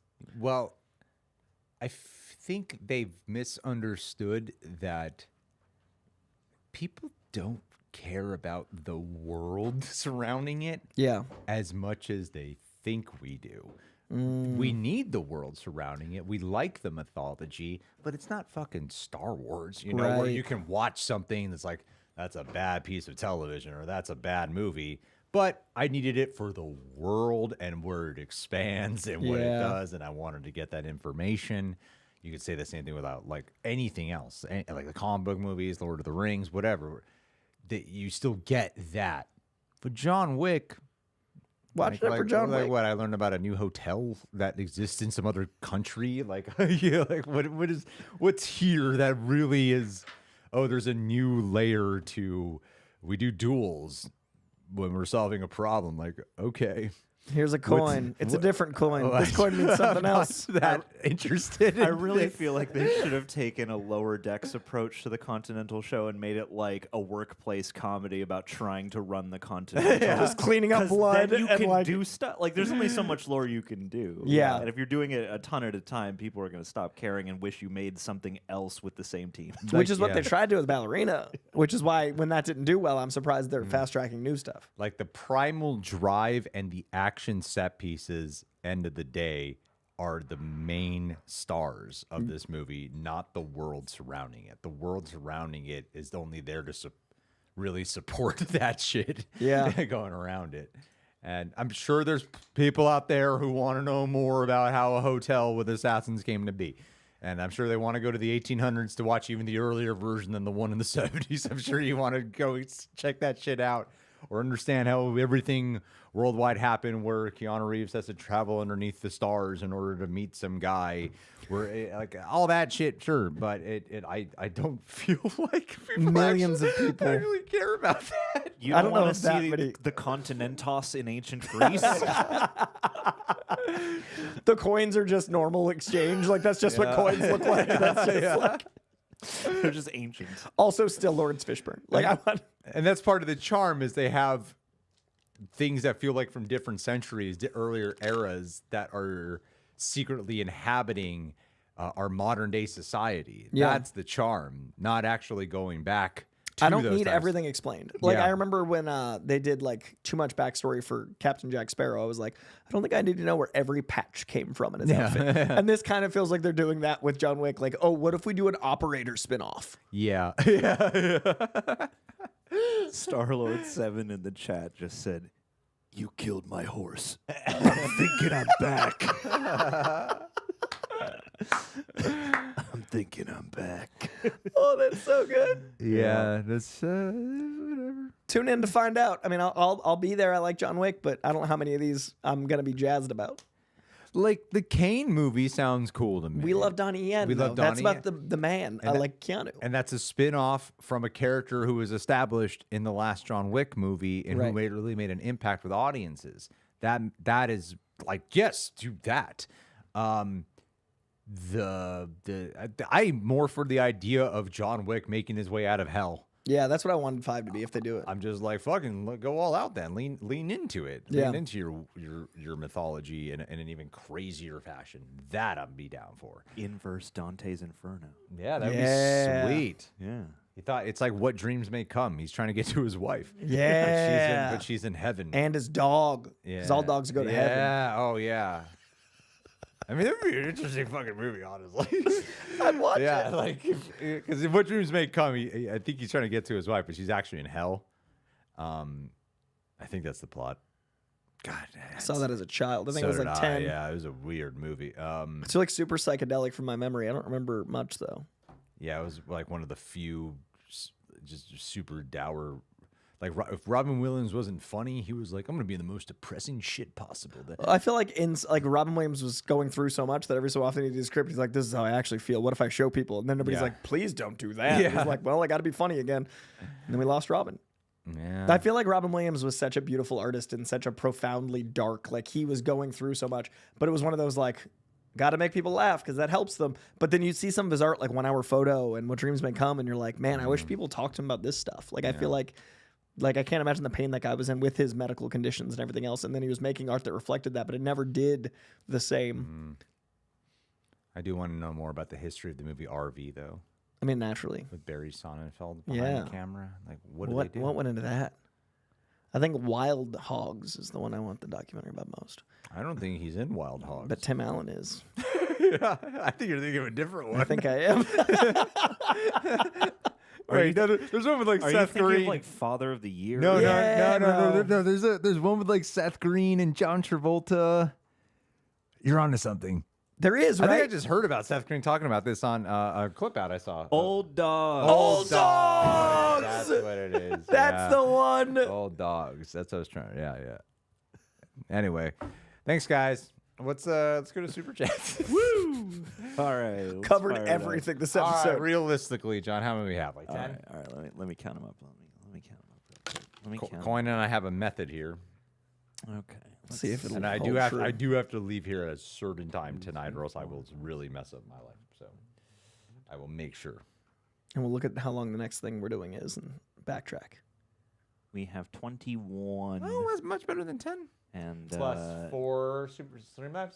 Streamlabs, I believe we have 6 now. 27 total. Oh my god! And if everyone gave $1, You got a couple That's- more dollars guys, than that a is- dollar. That is like $8 you an gotta hour. understand that shit's hilarious. It's a funny hack. You have to read it. All right, okay, we're almost at a solid 2-hour mark. Let's see what we can do here, Coy. Let's do it. All right, John, be like Coy and I, All right. fast to the point, efficient, maximum capacity, but we honor them. All right, here we go. We got a 1-2 punch from Mayank Rananavare. Hey, Mayank. Oh, it's here. All righty. Part 1. Hey, Greg and Coy. A wild theory for Peacemaker. Season 2, Episode 8. I'm here. One of the quantum universe compartment doors might lead to the MCU. Maybe we get a glimpse of the battle of Avengers Endgame. Definitely, because Spider-Man. Also, the insider, My Time to Shine Hello, claims that Sony wants to sell Spider-Man rights to Marvel. Is there any truth, and does it make the MCU better? Well, I definitely don't believe that theory that you have. That would be, it would be fucking insane, but there's no way that's happening. I will answer your question seriously. No, it's not. There's too many legalities to go around here, and frankly, it might be too soon to do such a thing. So, highly doubt that. As far as My Time to Shine Hello, 100% accuracy on My Time to Shine Hello's leaks.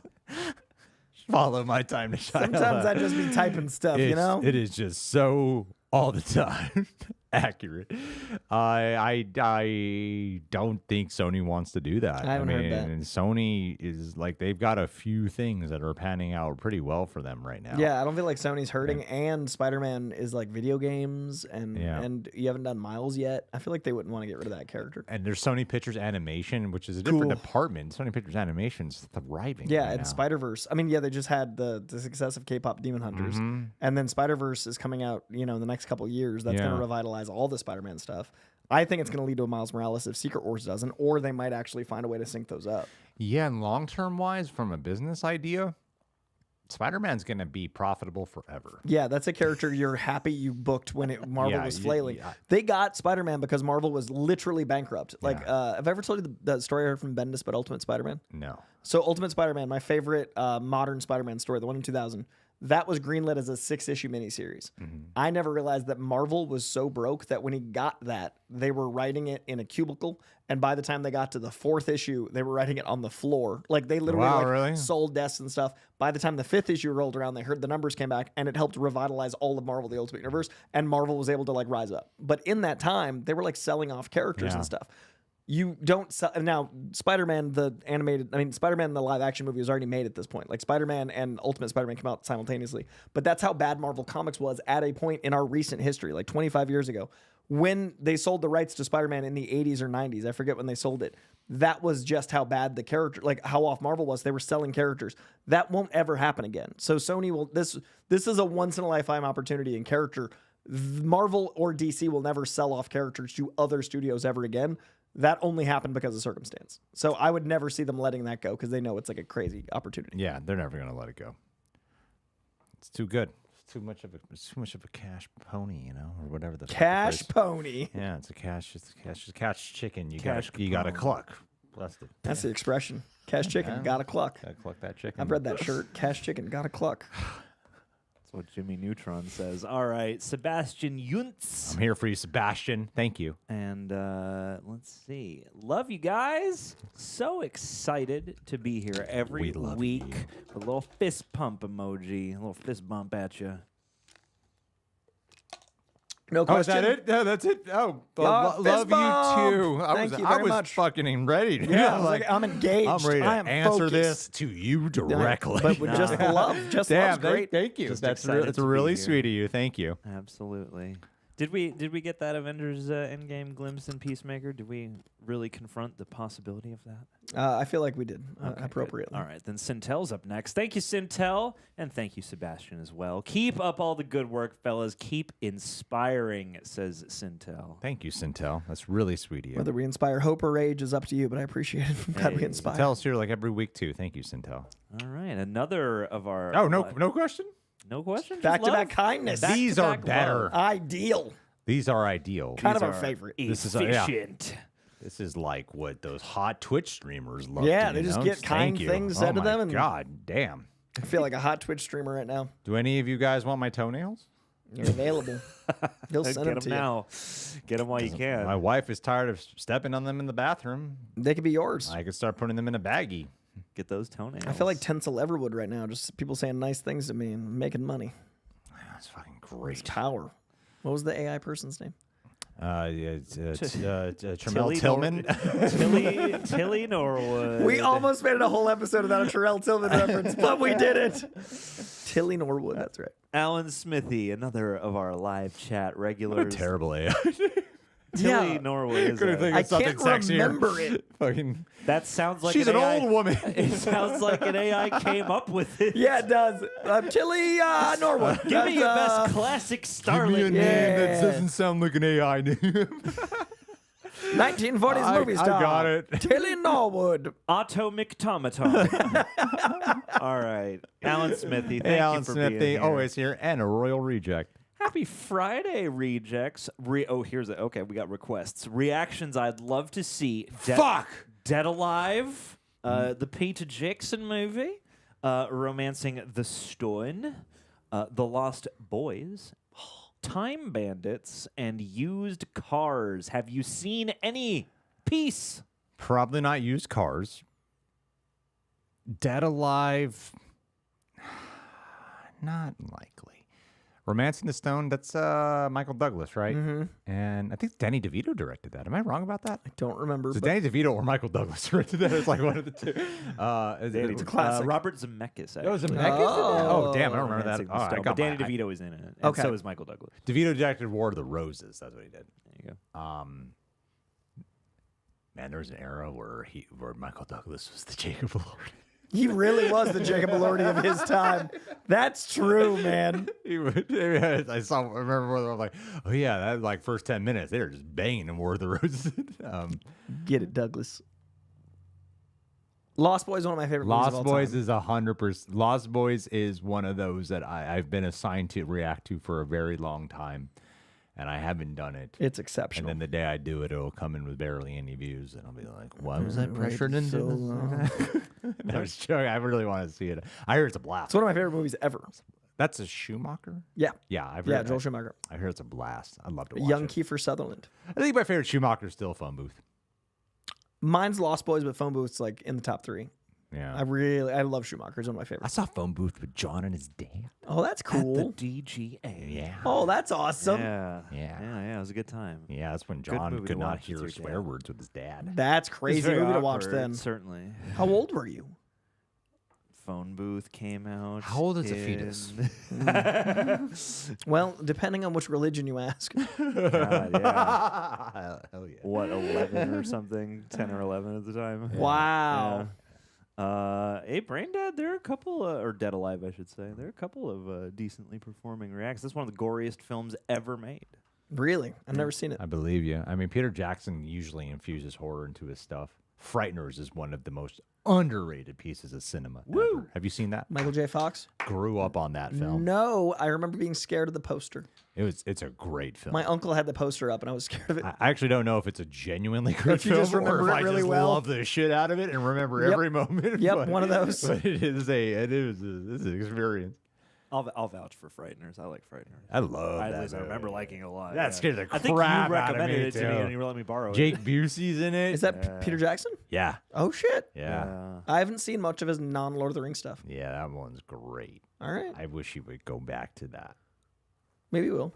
I think he needs to. He's out of options. Yeah, what's he been doing? Yeah. Give him an Evil Dead sequel, damn it. Yeah. All right. Thank you, Alan Smithy.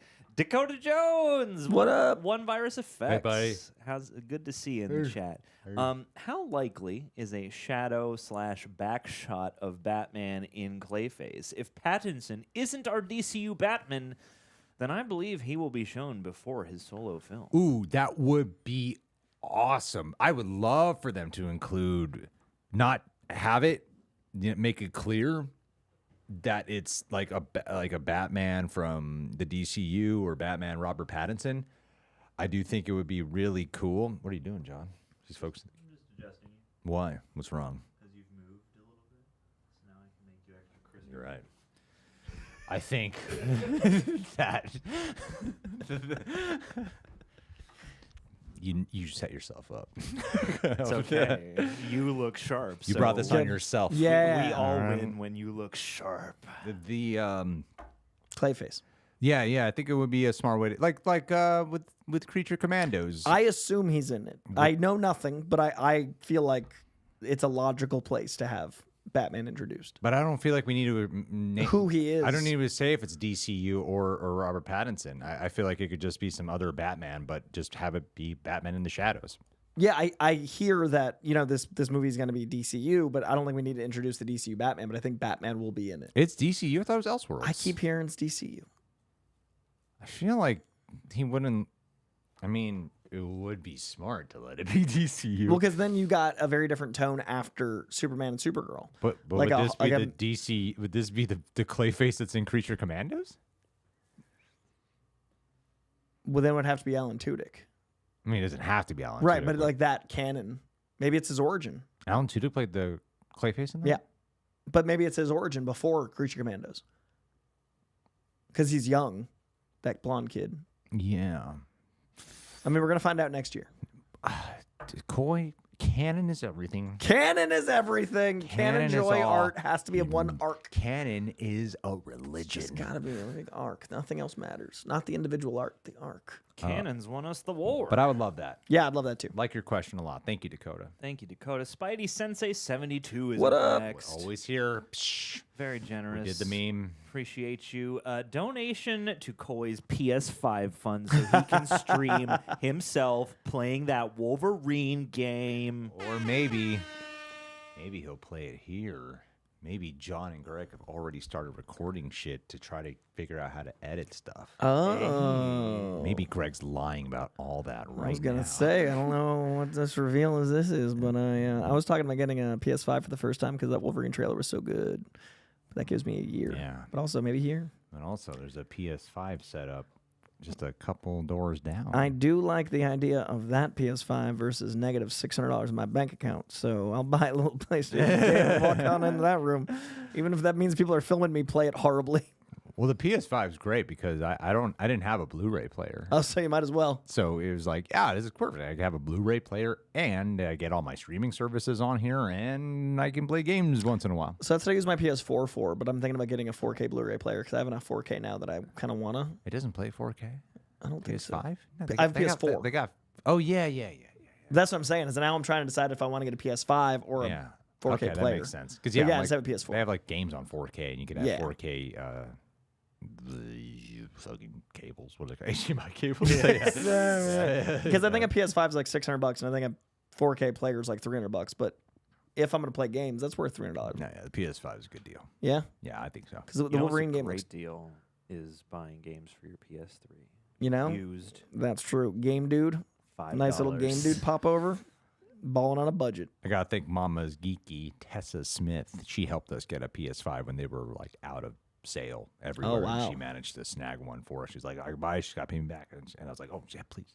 She really helped out. She's a boss. Like a boss.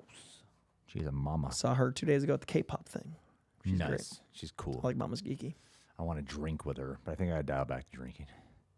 I have. Good.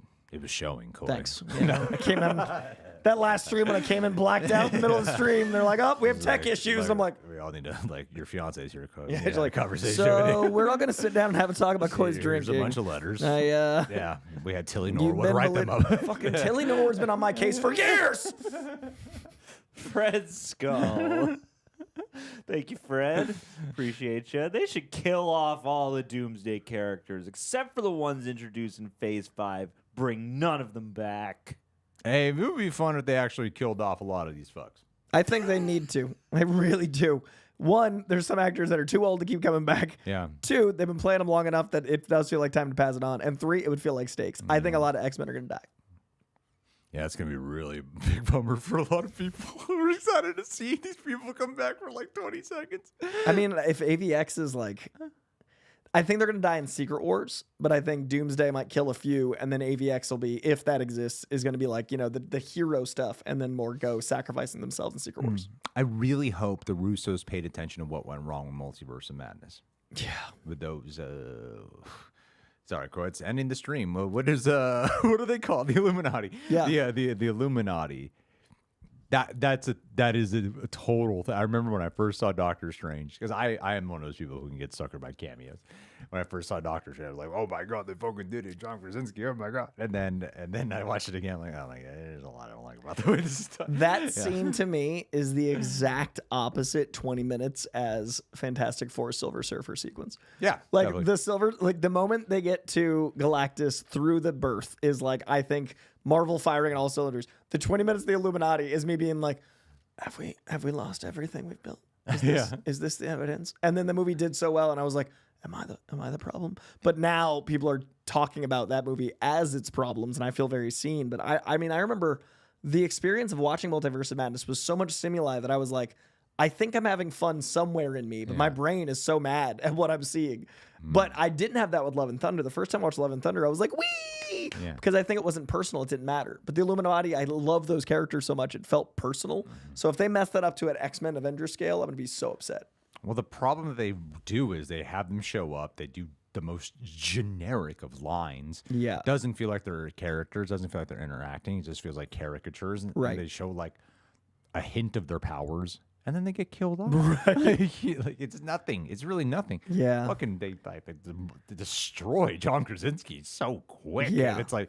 That was our first read in the Yeah, it was our MCU. first read, and it's John Krasinski, and they just like annihilate him. Yeah. And fortunately, I love Wanda so much as a villain in that movie that I'm like, hell yeah, those powers are cool because she's actually scary. Yeah. And that scary part of her carries on in Marvel Zombies, honestly. Yeah. So I really love, like, I think what Elizabeth Olsen has done as Wanda is incredible because when she was first here in the MCU, people got to remember, a lot of people didn't really give a shit about her. She was a miracle child and the sister of Quicksilver they shot. It was a character who it felt like they were trying to make a thing. Yeah. You know, she shows up in Civil War, or no, Age of Ultron. Age of Ultron. Civil War, and she's in Infinity War. She lands as like the new Avengers, which they never did. Yeah. Remember Like, New Avengers Campus? They like settle her into the shot. They're like, it's the new Avengers. And I yeah. was like- Oh, yeah. I forgot about that literally whole call- fucking yeah. scene in Age of Ultron. And I was like, what is this happening? And they never refer to it Yeah. again. Oh, that's right. Totally forgot about that. Everybody's scene. like, Marvel really fell off phase 4 and 5. I'm like, they did some weird stuff always. Yeah. Not that wasn't good. Like the movies weren't good, but you got to remember these moments happened that were ignored. Like people liked her Yeah. if they knew who Scarlet Witch already was and could be and what her potential was as a character. Yeah. But for people who didn't know her, they didn't give a shit about her. Yeah. I was one of those people. I didn't really know Scarlet Witch at the time. WandaVision did so much heavy lifting. There was- WandaVision is so good. I feel like that Endgame scene, Yeah. when she says that moment with Thanos, that Yeah. was the first moment of like, holy shit, who is this person? You know, Yeah. that I really think did a there were number. moments throughout leading up to WandaVision. Then WandaVision was like catapult. Yeah, once she did WandaVision, it completely reversed all association with her. To back it up with her as the villain in Multiverse of Madness, even though a lot of people share your sentiments. I mean, I'm pretty much there with you of like undercutting some of the Doesn't make a lot of sense logically. But she's effective as the Wanda Terminator in that. And then in Zombies as it carries on. So I like Elizabeth Olsen suddenly became like beloved and one of a lot of people's favorite characters. You can fix Multiverse of Madness. I mean, not all of it, but if you just make the end of Multiverse of Madness not our universe and not our Wanda, that movie's a fun time.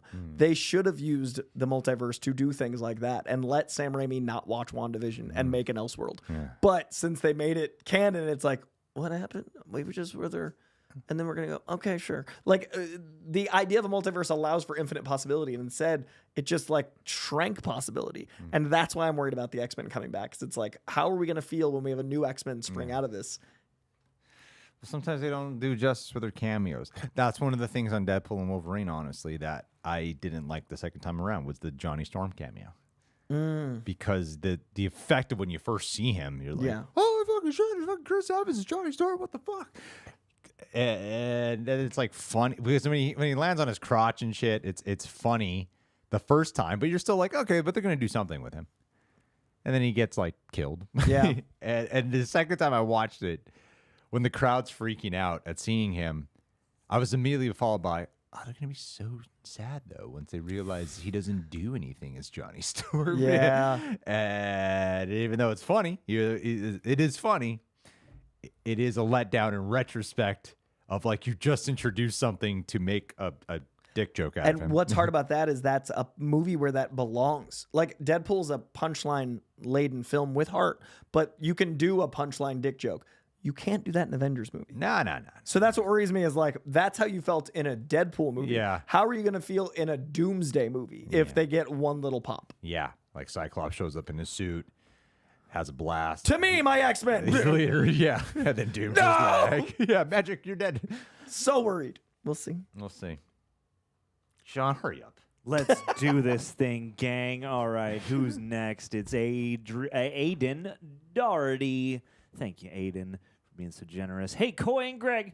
Can't stay because I'm at work. Good. So just popping in to support, and we'll listen later. Have a good Friday. The Smiley more face. of What a these, good guy, the Aiden. better. We need to find out everyone's work schedule so that way Yeah, we we know stream then. they're not going to be around for the question Monday period. mornings, live stream, moving then. This is smart. Like we put them in when they're in traffic. Sure. Like they're 8 o'clock in the morning, 9 a.m. We open up the queue. Oh, they can't get it because they clocked in. I think it's a good system. It's a great system. It's a really good system. Next Thanks, Aiden. up, we got. Aiden. Thank you, Aiden. We got Richard Lloyd next. Thank you for chiming in. Without giving too much away, Do you think with all these doors for Peacemaker, they give a little tease to Darkseid? I think they've made that clear that Darkseid's going to come back in the Mr. Miracle show. Yeah. That's so cool. That's what I'm really excited for. Darkseid's a huge part of that story. I don't feel like they'll do that in Peacemaker. I don't know. I don't think it would make sense this early. No, I don't know if James Gunn had that plan. Like, he can't tease too many things. Yeah, like you're still building. Yeah. I personally don't think that would make sense, but I don't think that would make sense, no. But I am excited at Darkseid actually coming back. I think the doors and the elements of the doors could come back later when Darkseid makes sense, and then you feel like, oh my God, I know what this is. That could be a thing, but I don't think starting here. Yeah, I'm excited for Darkseid to be funny. Yeah. Funny Darkseid. Darkseid is. Darkseid showing his light side. Mr. Miracle is going to... I'm so excited for that show. Levity. Some joke about how people call him Dorkside, actually. I just thought it was too stupid, Coy, that he didn't notice the mural. Yeah. It was too stupid for me. I was wondering what you didn't like. For the sake of comedy. Yeah. One of those, like, I found it funny. And then you're like, I think you might see in the watch along, you might see my face shift. But wait a minute. Skeptical. I'm suddenly. You're not that dumb. I thought this guy like character art in the whole season. I think we've established he's not that stupid. Yeah, that's has been his arc. Well, I felt like they just sacrificed so much for the sake of a twist reveal. Sure. Like they lack of exploration, lack of living in. Like a lot of people seem very much like I go online, people are like that. It broke me at the end with his brother and dad, and I'm like, yeah, no, I see it all. What did I say? I said something that sounded slightly smart yesterday. What did I say? was it the thing about it? The microwave. Feeling It was like a microwave. You got like gourmet ingredients, and then you like microwave the meal. No, out that's of nicer them or than what I something? said, John. Too much credit. Too much credit. Too nice. I said something like they're cooking. Fuck it. Yeah. So What John said, you yeah, said. what I said, he said better. Yeah. He already took my thing that already sounded kind of cool. And then he made it even better. Now you can't keep I up. like the dish they're cooking or something, but it doesn't feel like they really cooked. It feels like they micro. No, I didn't even say that poorly. I said it well. I'll find you the Check the footage. tape.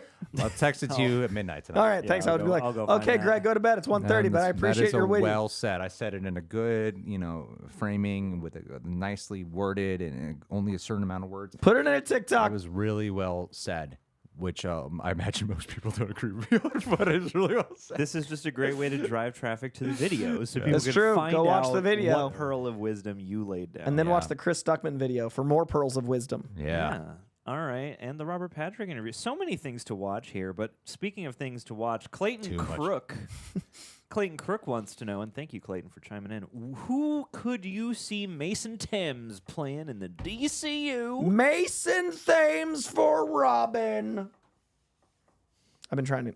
I want that for real. He would be any Robin. He would be a great And he Robin. would do so well as Yeah. any Robin. He would be a great Tim Drake. He would be a great Dick Grayson. Yep, He and I would really love to see him grow into Nightwing, starting as Robin. He is, dude, Mason Thames is one of the best young actors. Hard stop. I don't think of Damian Wayne though. No. No. He's a sweet boy. No. Yeah. I love that he can act. I mean, but he could do it, yeah. But someone else could just be like Mason Thames is so, and he's also 18, 19 now. So like by the time, that's not the Yeah. right age. But Mason Thames is such a good actor. I would love to see him get a role like Robin where he could show his innocent youth grow into a leader. And I really honestly think Mason's going to be one of those actors you look back on, and people that don't watch his stuff now will look back and be like, oh my God, that was a kid from Black Phone. Like, he's so good. And that's who I want for a Robin. I want like a capable leader in the making. I want someone that can keep up with whoever they cast as Batman. The kid's great. So Mason Thames for Robin. Chick stick the car. I want him to say that. Never leave the cave without it. You cast him as Dick, and then you cast his little bandana friend, the fighting kid, as Yeah. Damian Wayne. Oh yeah, you finally saw Black Phone. What'd you think? Oh, you'll find out when you watch the video. Okay. All right? Find out when you watch the video. It's amazing. Okay, good. It's pretty great. I'm very excited. My favorite modern horror movie. Yeah, all right. Thank you, Clayton Crook. C Black Avengers.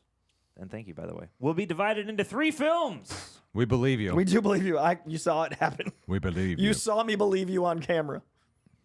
Okay, maybe we should do a story.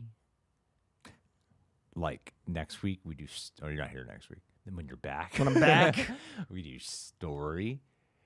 Say we'll get super, and then we go into the super chats for that story. Okay. And then back to. Yeah. So we like check the super chats Do and like have a them. word If they're, search. yeah. So we say if you want to talk about this topic specifically, Get it in here. tag it with this, and then we'll get That adds aftershock. a lot of. But Then we'll get aftershock questions throughout the stream. that would give the episode segments. Would be good for chapters. Because I'm also trying to, and then we do like the ones we missed. Right. That came in when people came in later. Right. You know? But that would be. We'd have to be accountable and check them all. We'd have to like. Say Well, I there's mean- 20 of them. We answered 5. What are these 15? Like we'd have to keep track. Them off, yeah. yeah. Do you know what I mean? Like just, Should I don't be- want to miss anybody. get someone in here to help John out. Take some management, but it would be doable for sure. All right. What's next? Thank you, buddy. Also, Black Phone 2 is great. Oh, exciting. Brian Michaels, not Bendis. Thank you for chiming in that Russo pick. It's not AVX. The spotlight is on 3 Avengers A's on the right wall. They're going to make it 3 movies instead of 2. Widely accepted as of this stream theory, but good explanation for that. Yeah. 3 A's. Yeah. When your car breaks down, call the Avengers.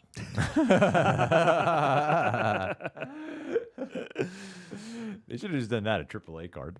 I've actually, That would've now been- that I've made the joke, I really want that. That would've been Like a hilarious. brand synergy between Avengers and If AAA. they just posted their AAA card, not like them holding their AAA Because there's card, Avengers cards. Like Yeah. you're a card carrying member of AAA. that would have been really funny. They That's should have gone good. that path. But thank you. That's a good. I believe you on that. Yeah, it's great. Ooh, fun name. I'm okay with either one. I'm okay with the obvious one, and I'm okay with the reveal that there's 3. All right, Ziploc Zenith. Also, the delay Good makes name. sense. Ziploc Zenith. That's a cool name. Glad to be here live.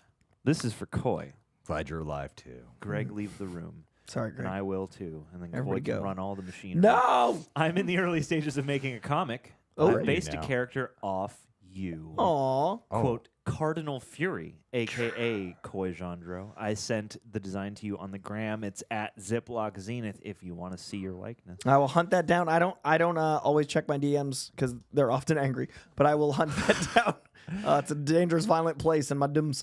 I appreciate that. Cardinal. You should have Coy review it, and if he refuses to, you should totally attack him. Yeah, on, you should tell me how online. bad of a person I am. Yeah. You should be like, man, even though, sometimes working for comic companies means I can't read other comics because that would be, if they make a similar story, seem like I gave them that idea. Wow, really? But, yeah, depending on the independent, like what level of publisher.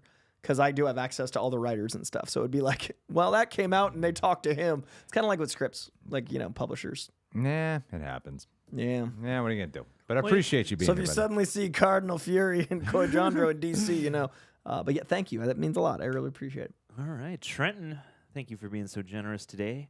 I love the Mask of the Phantasm reaction. This is my favorite Batman movie. Personally, would love it if Matt Reeves' sequel would try and adapt this story. But I'm curious, who would you cast as Andrea? Is it Andrea or Andrea? I forget. Andrea. I think it's Andrea. And would you want a recast of Joker? Well, in live action, I don't know if Mark Hamill would want to be the Joker. I think Andrea Beaumont will work in the DCU. I don't feel like it would actually work in the DC. Yeah, the physicality element. I don't feel like it would work in Women Matt can't fight. Reeves. They're making sandwiches. No, yeah, it's true. So I got Tilly Norwood. I think I want Tilly Norwood. Tilly Norwood is fantastic. I would love. Who would I love as? I mean, Amy Adams seems like the most obvious pick. It depends on what we're going with. It depends on the age. It's weird because Amy Adams sounds like the most obvious pick, and yet I think she would be a perfect pick. So I would actually go with Amy Adams. Emily Blunt. She's also an amazing pick too. I think the physicality of like Edge of Tomorrow. I've always wanted to see her do something more physical since then, and I feel like she'd be a really good like Bruce Wayne love interest. Oh, I wait, could see. Amy Adams is in Clayface, isn't she? Is she? She's in something right now. All right. I forget, She was Lois Lane. I forget she's in something. She's in something big right now. I think it's Clayface. But I think like Emily Blunt for physicality, and like I could see that depending on the age of Batman. Yeah, not Charlize Theron. She's sleeping with 20-year-olds. Come on, what are you doing? She can't have that kind It's of empowerment. okay when it's genders reversed. Yeah, as long as you're starring in one battle after another, do what you want. But if you're Charlize Theron, No. Come on. That is not empowerment. You have not earned it with all of your incredible humanitarian work and acting prowess to be someone fighting gender norms and ageism. You can't. Can't do it. You still have a chance of getting pregnant. Yeah. You should use that. Now's the time. All right. In your 50s. More 6'1" Amazonian women. I love Charlize Theron. No, she's the boss. She's the boss. I'm the boss. Did you say Amy Adams for Clayface? Yeah, Amy Adams on her play Clayface. She's playing Clayface. She's not associated with the movie. But Okay. I didn't someone think. says this. Who knows? Maybe. I forgot. She's casting something recently. I don't know if it's a DC thing. Doesn't But matter. Emily Blunt's mine, and I personally see, like you said, DCU is a more likely tone for that movie. But we dropped that this morning, so thank you for watching. That was a lot of fun. Natasha Lyonne. All right, here we go. That voice would be so like, even through the modulator of Phantasm, you're like, is that Natasha Lyonne? Yeah. All righty. Next up. Sorry, just readjust your cameras here so you guys are roughly the same size. Sorry, I leaned Jordan, forward. It's all good. Jordan Garza. Hey, bros. Thank you for chiming Hey, in. Jordan. Just landed in Sacramento for a Deftones show tonight and going to LA tomorrow to see one battle after another. What a In day. my first 70mm IMAX experience. Hope y'all doing great. Hope the Deftones sound great. You're having a great 48 hours. Deftones and a 70mm print. We saw one battle after another IMAX headquarters, and that was pretty incredible. But I want to see it on film. Yeah. They brought us into a room, made us sign an agreement. It was really awkward. They forced us to have a boner. You'll understand. Yeah, it was really like, I liked it, but I didn't like it. And then I joined a club. But biology-wise, I liked it. I love that. But then the club made me, I was proud. Yeah. Well, I do find myself thinking about like certain action moments from that movie. I think it might be my favorite movie this year. It and Superman are fighting for number one right now. Still Eddington for me. I haven't seen Eddington. Suddenly that's my number one. But I have not seen Eddington. I will. I'm gonna see. There's like 20 movies I need to see before I make my end of the year list. Eddington got put on there because of you raving about it. Like, I need to see Eddington. I'm gonna think it's fine. It's not gonna live up to the hype. I'm gonna think it's fine. I'll be like, Greg, I'm really happy for you. Promise you're not gonna like it anywhere near as much as I I like it. loved Big Bold Beautiful Journey, and the world hates that movie. They really don't like That's that in my movie. top 10 of the year. I loved it. I cried. I was so like, I think it's just life experience. Like, your love of Eddington might be my Big Bold Beautiful I Journey. don't know. It's just also an incredibly cynical experience. Which is so funny because I don't think of you as cynical actually. But it's like- I think of you as having moments of cynicism. It's funny cynical to me. Like, Right. It's so like morbid and cynical, but funny. And one battle after another is weirdly optimistic. Weirdly hopeful. Like, while in a cynical while world. being dark as fuck. Yeah. Right. Yeah, I love that movie. Viva la revolution. Beautiful. Hey, we got a follow-up question here Oh. from Jordan Garza. You know, Kill Bill's getting re-released. I've never seen one big. Oh, bloody affair. I've never seen it. And they I have have. an expanded 7-minute sequence. Anime sequence. And they have the deleted scene, right? The live action deleted scene with the Bill fighting people that they cut out. Yeah, and they rework some. When I saw it, I hadn't seen Kill Bill in so long that I had forgotten stuff that happens at the end, and they don't preempt you at the end of part one because Yeah. they don't have to. So like it's the best version of that movie for sure. Oh, dude. It's 4 hours and 11 minutes or whatever, but it is the best way to watch that movie. I haven't seen Kill Bill since theaters because I didn't like it. So I You need. just really brought the vibe down. No, but I think I need to re-see it because I think I was like 11. I saw it at 11 and I loved it. So I need to see it because like clearly it's a great movie Yeah. that I just thought I didn't like. So I'm saving to see the one big journey with it. It was my first Tarantino movie. Oh, that's cool. I saw it in the theaters. My dad was technically there, but we sat in very different rows on a packed Friday night, and I was actually scared.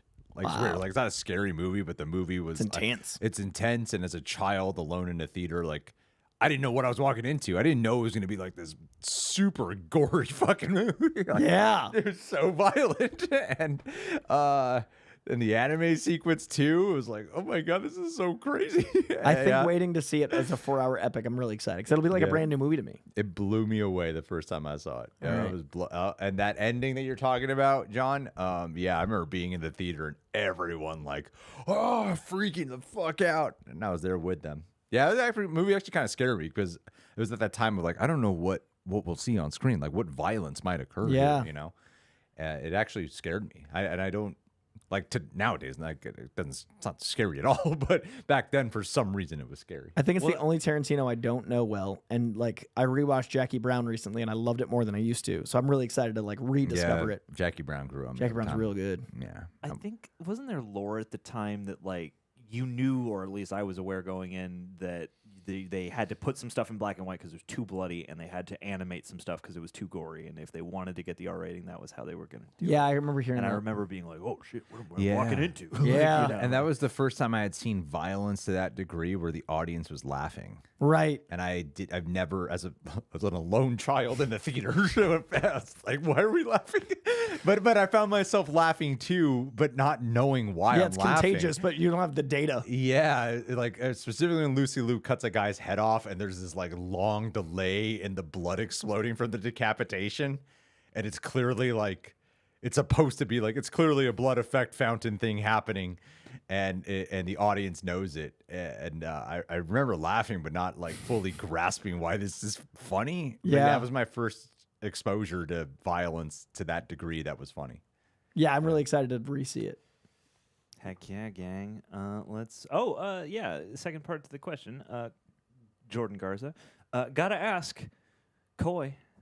Oh Jesus! But what are some of your what are some things to do in LA? Not even your favorite, just some things to do. You know, Sitting traffic. not favorite. Yeah, you can go to the 405 and people watch from your car. Hit the road at 2 p.m. and stay on it till 7 or 8? 7 or 8. Yeah, just enjoy life. Not plan to be anywhere on time. Okay, let's see. LA, my favorite restaurant in LA is Salsa and Beer. It's a Mexican joint in the Valley. I highly recommend.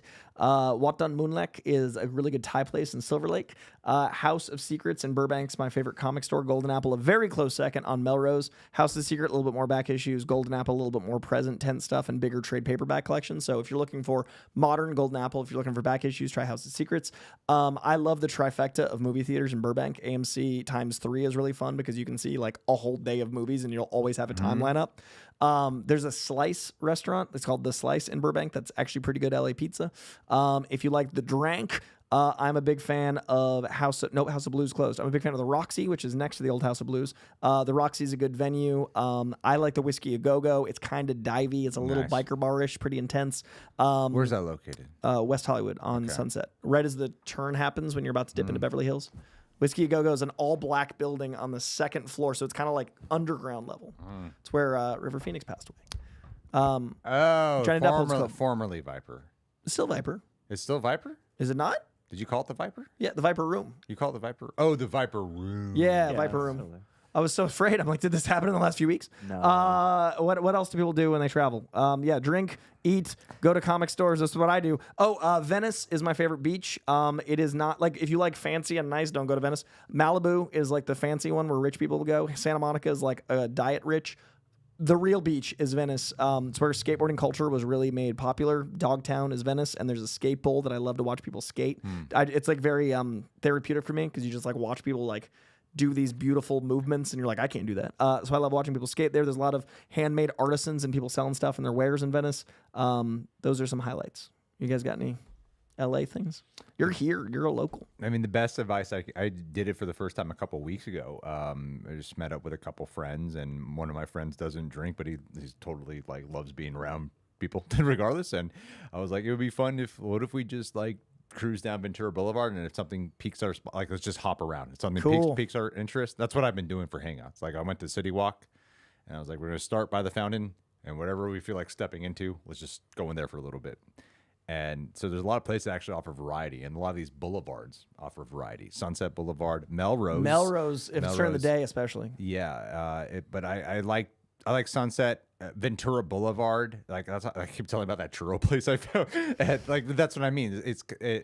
That's what I really took away from New York, because in New York, you're walking around all the time. Yeah. And what we said about traffic, I think that's another reason why I like New York a lot, because you're on foot. You fucking bypass all this Yeah. bullshit any time of the day. Like you just hop on Just a walk, subway, or yeah. walk, or I'll hop on a train. Like the bus, no, but And the train moves every 2 minutes. exactly. So you're just gonna find a You're train. gonna be fine. Just Yeah. fucking hop on a train or walk, and it's pretty much the same time. That's why I love New York so much. Where it's like, Out here, You got to plan your day around God damn time. it is awful. Yeah. You hit the road at the wrong time. It turns to like fucking an unnecessary extra 40 minutes to an hour. And stuff closes at like 10. So that's the thing with Melrose. Like, it's pretty during the day, but the traffic on Melrose is insane. Even there's a lot of places that are cool. Park and walk. Yeah. Melrose. But like Ventura Boulevard, I just stopped by a bunch of random places. Found this really cool, primarily conservative bar, but the drinks are so cheap that it was like, yeah, fuck yeah, way to go conservatives. So, you know, Conserve that money. Conservatives, yeah, people, woo. You know? I can hang out with conservatives. Just don't talk loudly in there, you know? Yeah. It was a cool bar. Because, I went to one bar where it was like, I'm a simple drinker. It's my period. I'm a vodka cranberry guy. Oh, he's on his period. You know, so I get a vodka cranberry, and I went to one bar for a double shot because I like to be efficient, and it was like $22 for the drink at this really nice fucking bar. It's like, Jesus Christ. Then I went to the conservative bar, same drink, more alcohol. $5.50. It was $10. I was like, this is literally half the price for this drink. I bought the three of us drinks, and it would cost almost as much as it was Your to buy one my drink one at a drink nice rooftop bar. Yeah, it was so that's what I mean. It's like, do that. That's how you find places. I like that idea. And New York taught me that. If you just walk around and be like, this looks interesting. So a lot of times what people do in LA is they'll go to one spot and they'll spend like $200 to $300. It's one fucking night. It's one spot. When it's like, why don't you just move around and be like, I'll spend $10 to $20 here. Now Experience different atmospheres. Yeah, and that's what I did at City Walk, and I discovered a lot. There's a fucking restaurant in City Walk that used to be where the bowling place is. What the hell is that place called? It's that sweet tooth chocolate confection. No, thing. not that one. The Chocolate Emporium. No, it's There's a bowling alley? There was. there used to be. Oh my god, my It was the John. Well, wait, was it a Pins? there used to be a Lucky pit- Strike? but now there's this restaurant there that. It's like a Mexican restaurant, but it's so like American Mexican. It's like an airport restaurant, but it's No, but it's delicious with like these like cheesy ass drinks. Like literally, my cousin-in-law ordered a drink that was a to-go cup. It was so. This is a weird pitch. Like, it was delicious. and It was airport food. But you walk in there and it feels like you're not in City Walk. That's fun. It actually feels like you've gone to this completely different restaurant. It's all yellow and lightly brick up, and like barely anyone's there, and it's like families. It's like odd spot next to where the fucking Cinnabon is. It's weird. Not Antojitos, is it? Or is it a Margaritaville? Margaritaville. Oh, it's the Jimmy Margaritaville. Those all feel like that. Yeah. That's a chain. All of them feel like that airport vibe. It's an airport restaurant. Yeah. I love that the answer to this was Margaritaville. Yeah, which is like, Margaritaville. I've been going to my whole life. Definitely Oh, man. American Hot Trop- spot. Yeah, no, Margaritaville. it's like this is so not like Mexican. And that's part of the charm. Yeah, it's the Hard Rock Cafe of Mexican food. Yeah, that is a it's like special spot. So not Mexican. It's totally like whitewashed. I love that I'm but like, I love Greg, it. you're a local. Where should people go? Margaritaville. And I'm such a vodka cranberry. They had all these like drinks, and I'm like, can I just get a vodka cranberry? Off the dome, I would say if you're a music person, Amoeba Music, Run Out Groove, Midnight Hour, Yeah. Freak Beat Records. We got a lot of good record stores. There's an LP vinyl bar where In Hollywood now. Yeah, they just the put guy it in. spins vinyls. I need to go. It's also Beyond Fest, so you have the Egyptian Theater, the Arrow, all that stuff. The New Bev or the Vista is always running like revival screenings.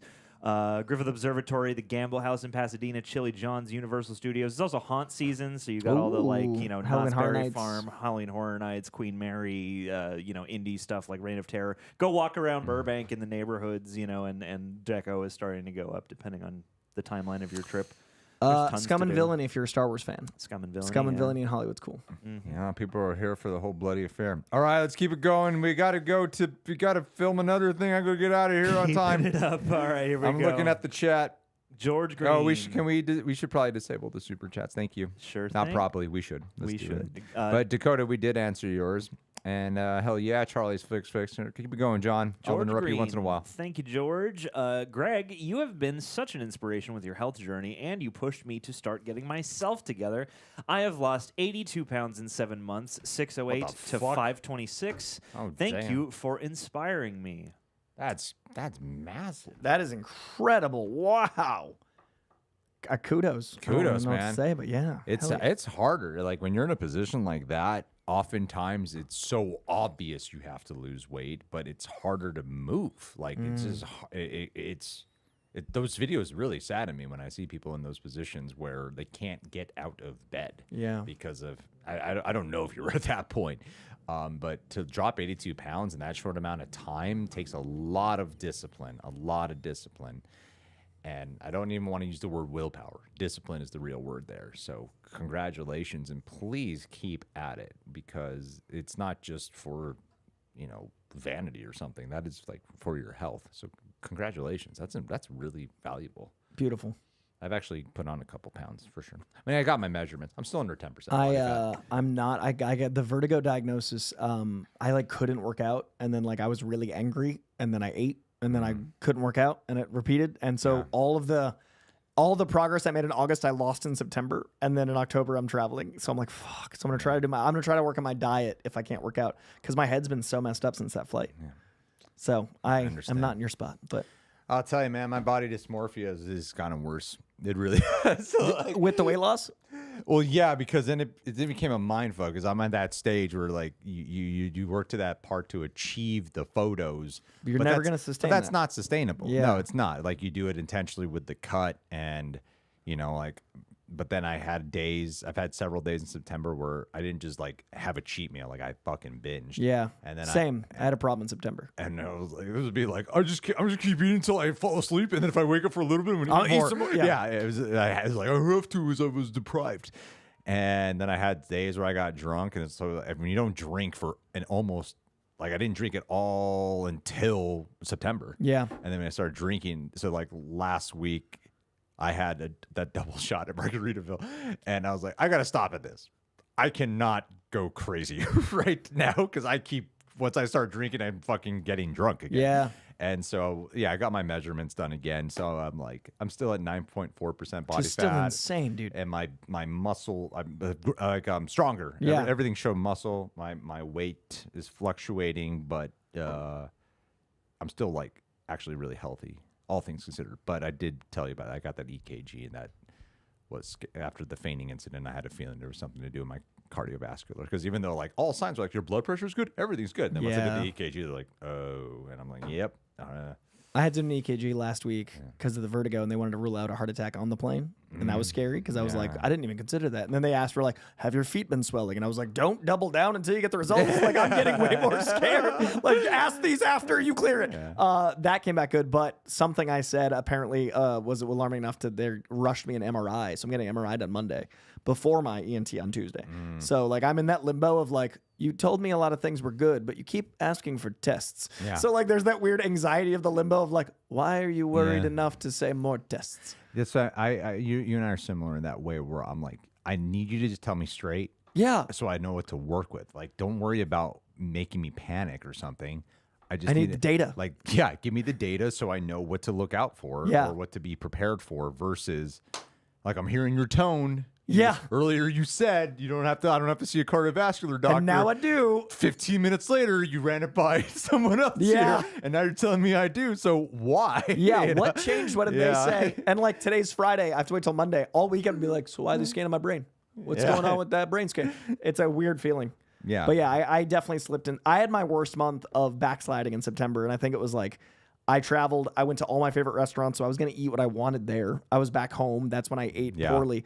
I had a friend pass away while I was away, and that was harder on me than I thought. And then I was in the town he and I both grew up in, so it made it I felt like I wanted to honor him in some way, and then I was just binging because I was sad. So now I came back, and it was the flight home that caused all the vertigo. So I was as soon as I get back, I'll get back to working out. But I'd already built all those bad habits. And then my body's you can't work out. And I was well, I can keep eating then, can't I? So now I'm just oh God, I've gained all my weight back from August. So I feel you. I was trying to explain to my fitness guy, and he understood it, is that, I'll feel the shame of binging. Yeah. And maybe you guys in the chat will actually understand this. I'll feel the shame of binging And the only way to, it's like, it becomes like a drug. The only way to escape the feeling is eat fucking Yeah, more. You know, dude. like you eat more. That was how it started to begin with. It is like a drug. Yeah. Where you're like, let me replace the dopamine. Now I'm gonna get dopamine and feel good by just like hiding from the pain. Of what I'm doing here. And it's not logic. It's just your brain going like, give me happy chemical. Yeah. You know it's not what you want, but it's what you need. Yeah, and the other thing I'm learning to come to terms with is bloating is normal. 100%, dude. And I hate the feeling, and and there's kind of a shame feeling that people often get with bloating, and that is bad, but it's actually normal, and it's not a condition. No, it's a cycle. It comes and goes. And a lot of the time, people are like mildly bloated. Most people are mildly bloated to majorly bloated throughout most days. Yeah. And I find myself like, you know, constantly feeling like I have to suck in my stomach and stuff, you know, and I've been doing that for fucking ever. And now I'm trying to just come to terms with it's okay if I had fiber today, and I should be like okay with being bloated on camera with my stomach hanging a little bit. It's fine. You know, that's what I'm working on right now. It's really hard for me. I feel you. And I know that's like a specific thing for you, like the fiber bloat feel. Yeah. I got a cool announcement next week. I can't talk about it until next week, but I'm trying new stuff about all my insecurities, and I'm going to try for like big glow up into the new year with the thing I'm doing, but I'm going to try to tie that into fitness again. Okay. Hell yeah. I think it'd be fun to like full transform since it's so drastic. Like that's going to be crazy. All right. Sweet. I'm excited. So yeah, I'm going to follow the Greg plan of like a 6-month, 10% body fat reduction. Let's fucking do it, man. I'll call you fatty every day. Yeah. I'll just keep watching that Ben Stiller movie. What the fuck is that called?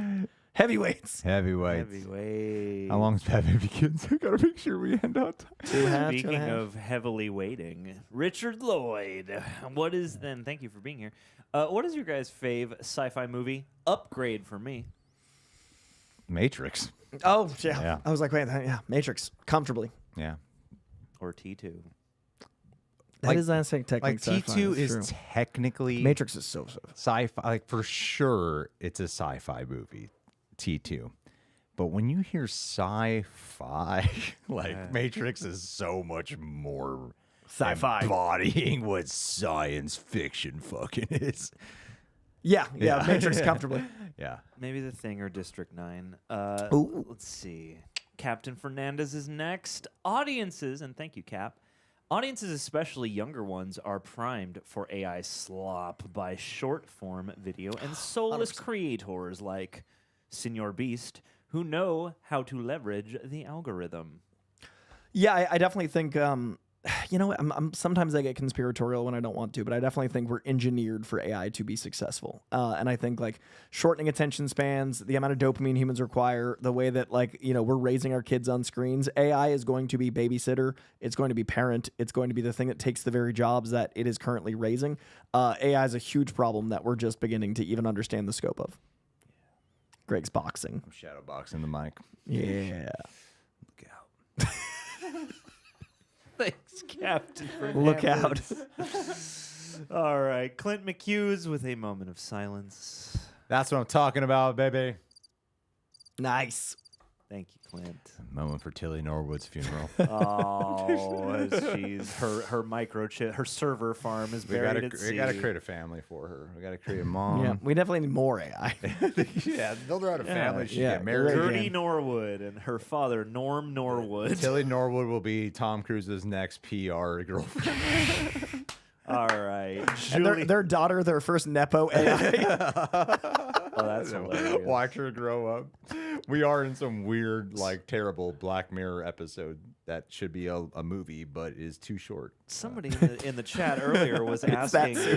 Someone in the chat earlier was asking if they were going to age up Tilly Norwood, and I'm like, no. The whole point is that they'll never have to let an actress But age how ever interesting again. if we watch her age and contend with that.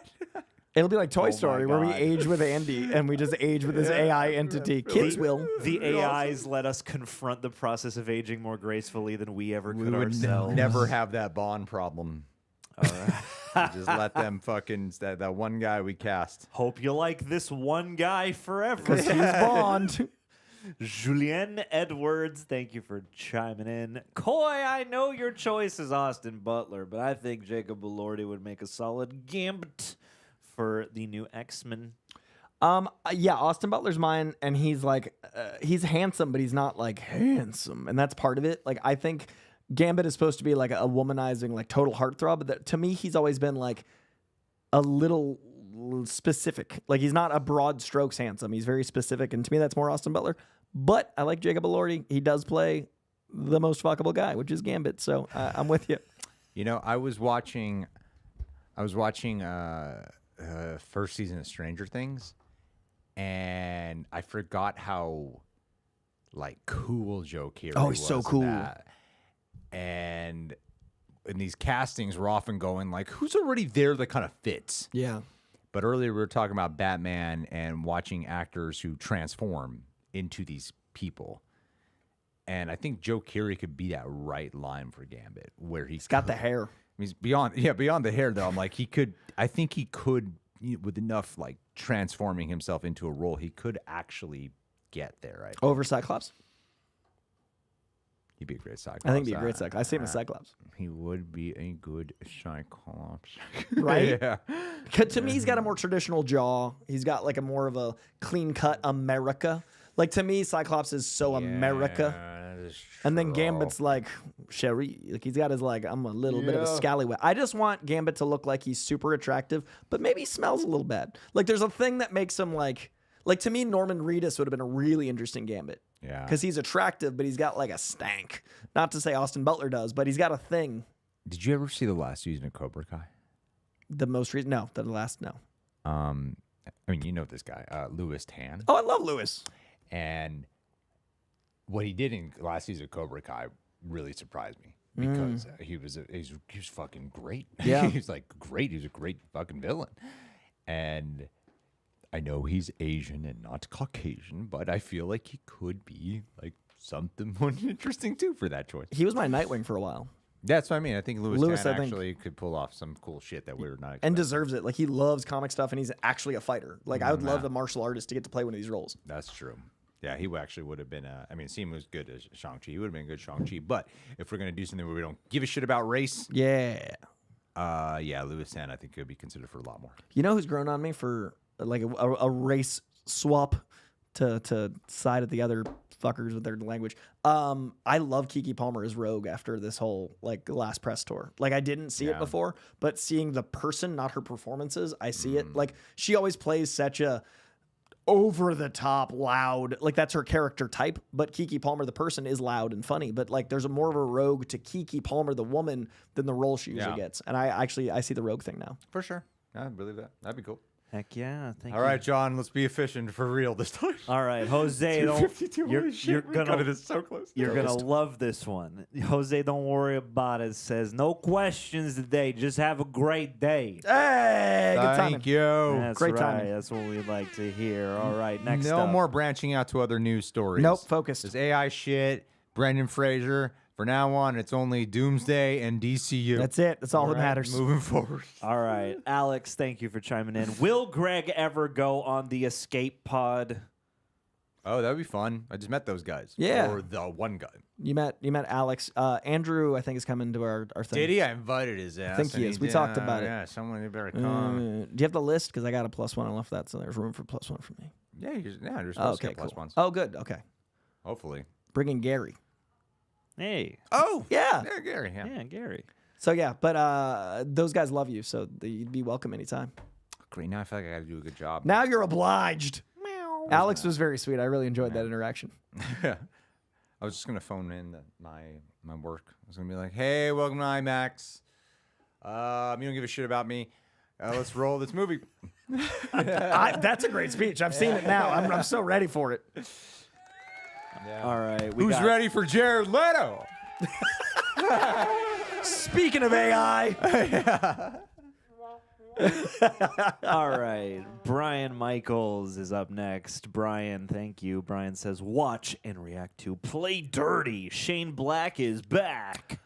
I really wish it was doing better because I wanted to react to it because Shane Black is one of my favorite writers, period. And like I just haven't heard people talk about it. I actually looked at the reviews last night. And we haven't talked about reacting to it. I was like, glad I decided to skip this because this seems like no one's really digging. Like people people don't like it.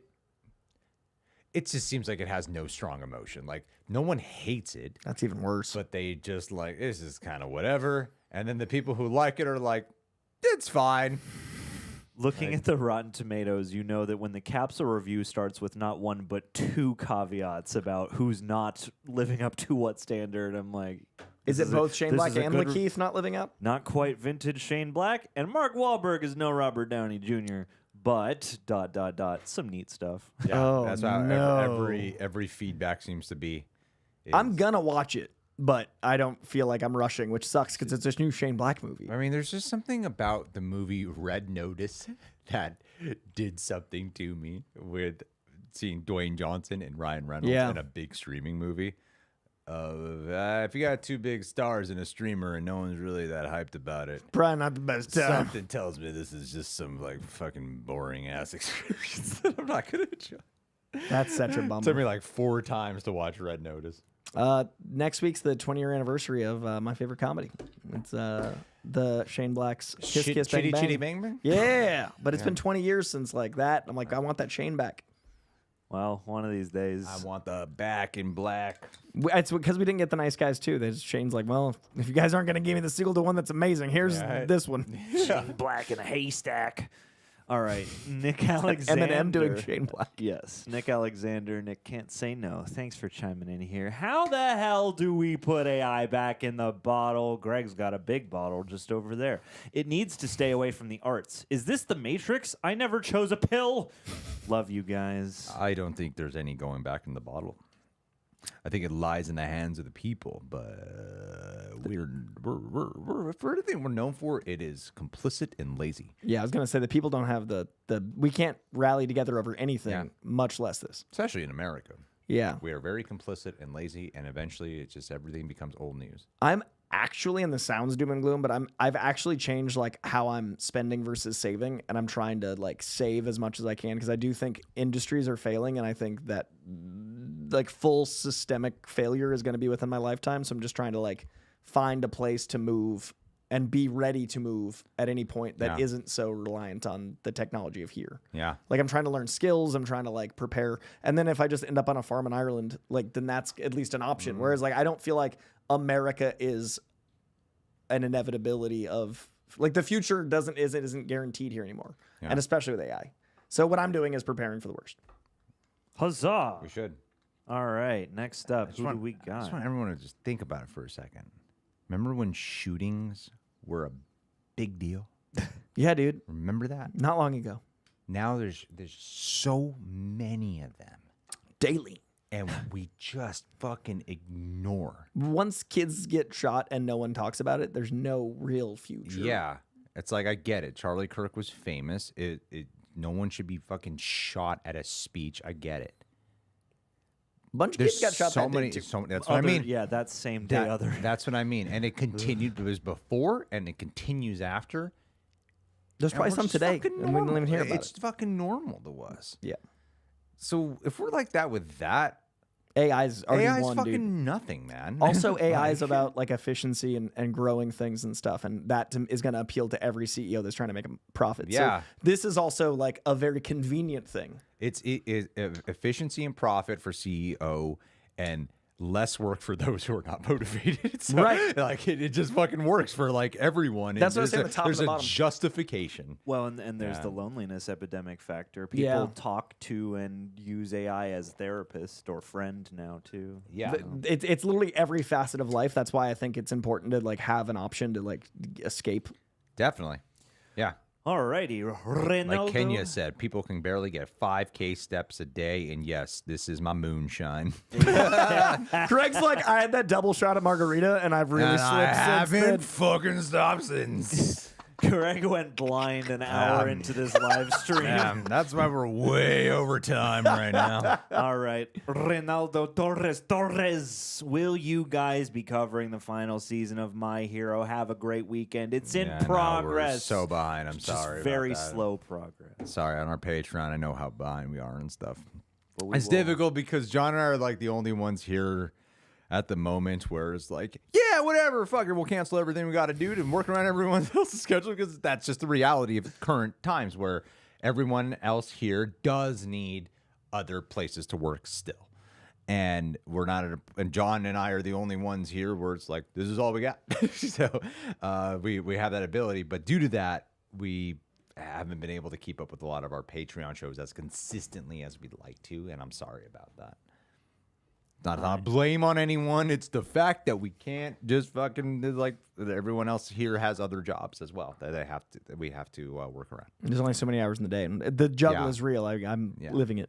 And we're really trying to get people to be more full time. We try every day, but then it's weird. Every time you're able to get people raised, expenses fucking go up in life. It's like staggeringly. Son of a bitch. I was comfortable for 1 week. Can't get anyone fucking 1 week. It was comfortable. Yeah. All right, it will get there. It actually, and I will say, like to Greg and Alex's credit, who runs everything, every month it's gotten more and more palatable. Like we've adjusted and things. So I think there will be a time in the foreseeable where it is smooth and things can get back on track. Like I was worried 2 months ago because I was like, it's all on fire. And now it's like, I can see the light at the end of the tunnel, which feels really nice. Being here, I'm not terrified of December anymore. Awesome. Thanks, Coy. I mean, yeah, you haven't had to do as many, outside of today, but you haven't had to do as many early mornings or as super late nights anymore. Yeah, because I've been able to actually like put things up on my channel in the morning and then come here and not be like, okay, I'm up until 2 a.m. Yeah. Unfortunately, that means Greg is, which is what I'm trying to work on. All right. Star-Lord 7, what's up, buddy? And Haunted Alum. Yeah, we disabled the super chats, guys. Yeah, unfortunately, but it's okay. People loving that bottle. We got Odin Bark up next. Thank you, Odin Bark. I'm gonna answer this question so fucking efficient, Odin Bark. Oh, this will be good. Marvel or DC? If DC, do you prefer Guns or Snyder's? Lightning round. Marvel movies or comics? Comics, I do prefer DC, honestly. I think right now DC is putting up better comics. I generally gravitate more towards DC comics. I generally gravitate more to Marvel comics. I think right now DC comics. And then overall, Marvel's put out just way more, so I can't really compare.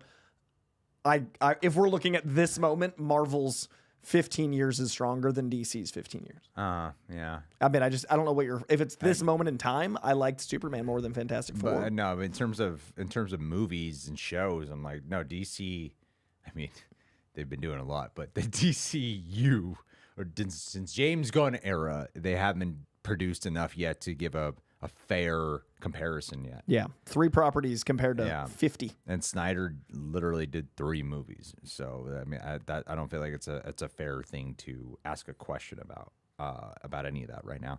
So yeah, I think we need more before we can be like, yeah, you know what, this one's better. Yeah, I think Marvel overall, but October 3rd, 2025. Right now in this moment, I think DC's in a better spot. Definitely. All righty. Thank you, Thank you guys for everyone who's here. Please leave a like. And if you haven't watched the Chris Stuckman interview, I think you'd really like it. You would. Weak bearded bastard. Thank you for chiming in. Finally picked up Supergirl, Woman of Tomorrow. Thanks for hyping it up. I absolutely love it. Thank God. Done right, Supergirl movie will blow people away. So hyped for it. That was a small news story we didn't cover. It's tiny. Anna Noguara, the writer, she said, she was trying to wrap her head around Supergirl and she couldn't quite find her way in until she read that run. And then she was like, oh yeah, this girl who remembered losing everything, who saw her planet be destroyed, this is how she'd act to me. And then that's what led her on her Supergirl journey. So I think we're in a good spot if you love that story, especially. There's this funny meme going around that's like Supergirl's introduction, and there's like a story that was really good in those first era, and then there's an arrow that says nothing happened, and then Supergirl, Woman of Tomorrow, because there's a lot of Supergirl stuff that I don't think works, and I think a lot of people feel that way, but that book is very good, and that's what they're basing it off, so I'm very excited. That's how I felt about Supergirl. When I read Woman of Tomorrow, was like, oh, now she's interesting. This one, I get. Because I'll be honest, before I didn't really give a shit about female Superman. Yeah. Her cousin, who's like her in every way. Yeah. But blonde. Yeah. All righty. Charlie's Flicks Fix here at the end. Hey, with a my little super handsome sticker. devil, baby. Yeah. Little lemon person sending hearts. We love Thank to you see it. so much. Very charming. All right. We got a couple Streamlabs, and then we are finito. No. You're not just being clearly enough. It is not a couple. A couple We means have 2. 6. Let's kick ass and take names. All right, here we go. Shit on the camera. Shitting everywhere. Stephen, thank you for chiming into the chat. Okay, let me see. Have you seen The Batman 1966 film and their Nope. animated sequels, Nope. Batman, The Return of the Cape Nope. Crusader, and Nope. Batman versus Nope. Two-Face Nope. with William Shatner as the Nope. voice of Two-Face. It was also Adam West's last performance before Nope. he passed. I remember that trailer though. Big love from the UK. Well, no, we haven't. I watched Batman. No, Do Batman. not waste our time with that. Not 66. Oh, you Alfred? Oh. I watched it when we ranked the Batman movies. Mr. Did you? Pennyworth? Yeah. MI6, is it? Wait, I did see that when I was a child. I never saw the Batman 66. Yeah, I think when I was a child. I cannot recall. Is that any of after it we watch if we anymore. go on our Batman journey, we end at the Yeah. beginning? Or did I Commentary. rewatch it for that? I might have been for that. Uh, I know I watched it once, but it felt like homework. The weirdest homework I'd ever had to do. Yeah. The wackiest, silliest homework. Yeah. I don't think I quite appreciate it. I think I said words to make the words that I felt I had to say, but I don't feel like I was maybe as honest about my, like, this was a bit of a homework journey. Fair.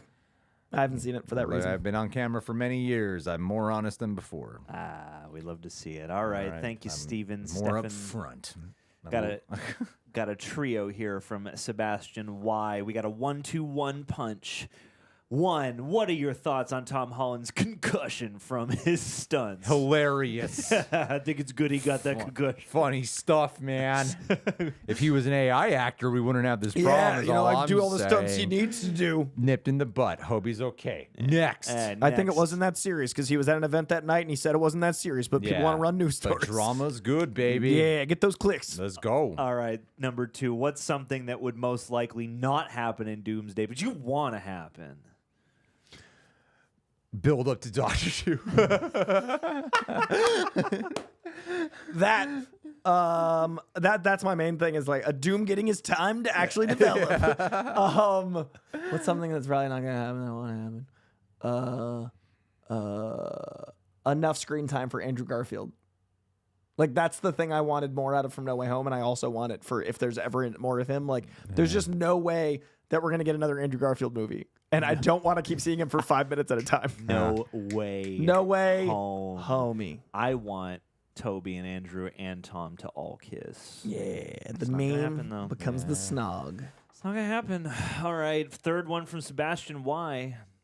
Coy. Huh? Is there a Green Arrow in the DCU? Are you going to audition given the opportunity? Perfect casting in my book. Greg, who would you want to be? Well, to answer Coy's question, I think there's already a Green Arrow. If we already have all this other shit, I think we already have a Green Arrow. And who would I want to be? Yeah. Alfred. I don't have to do any of that hard work, but I get access to all the cool shit and the money. I think you got to do all the hard work. You're a servant. This is way harder than being Why am I Batman. always doing chores? You're the Watson to Batman's Sherlock Holmes. You got a full-time job looking after this guy. Yeah, he's like doing dishes and laundry and mopping. Why is this all the work I do? I want to get laid. It seems like the better move to be keeps- Master Bruce. Keeps banging people while I keep cleaning up these sheets.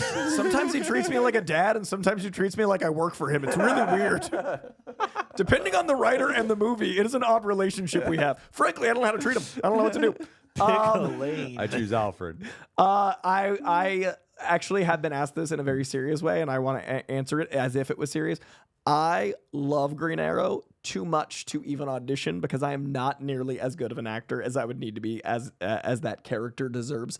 I think Oliver Queen, when written well, is an incredible commentary not just on Batman but on our society in a way that Batman can't be. By Batman choosing to use his billions as he does, he can't then be a hypocrite and still be a hero.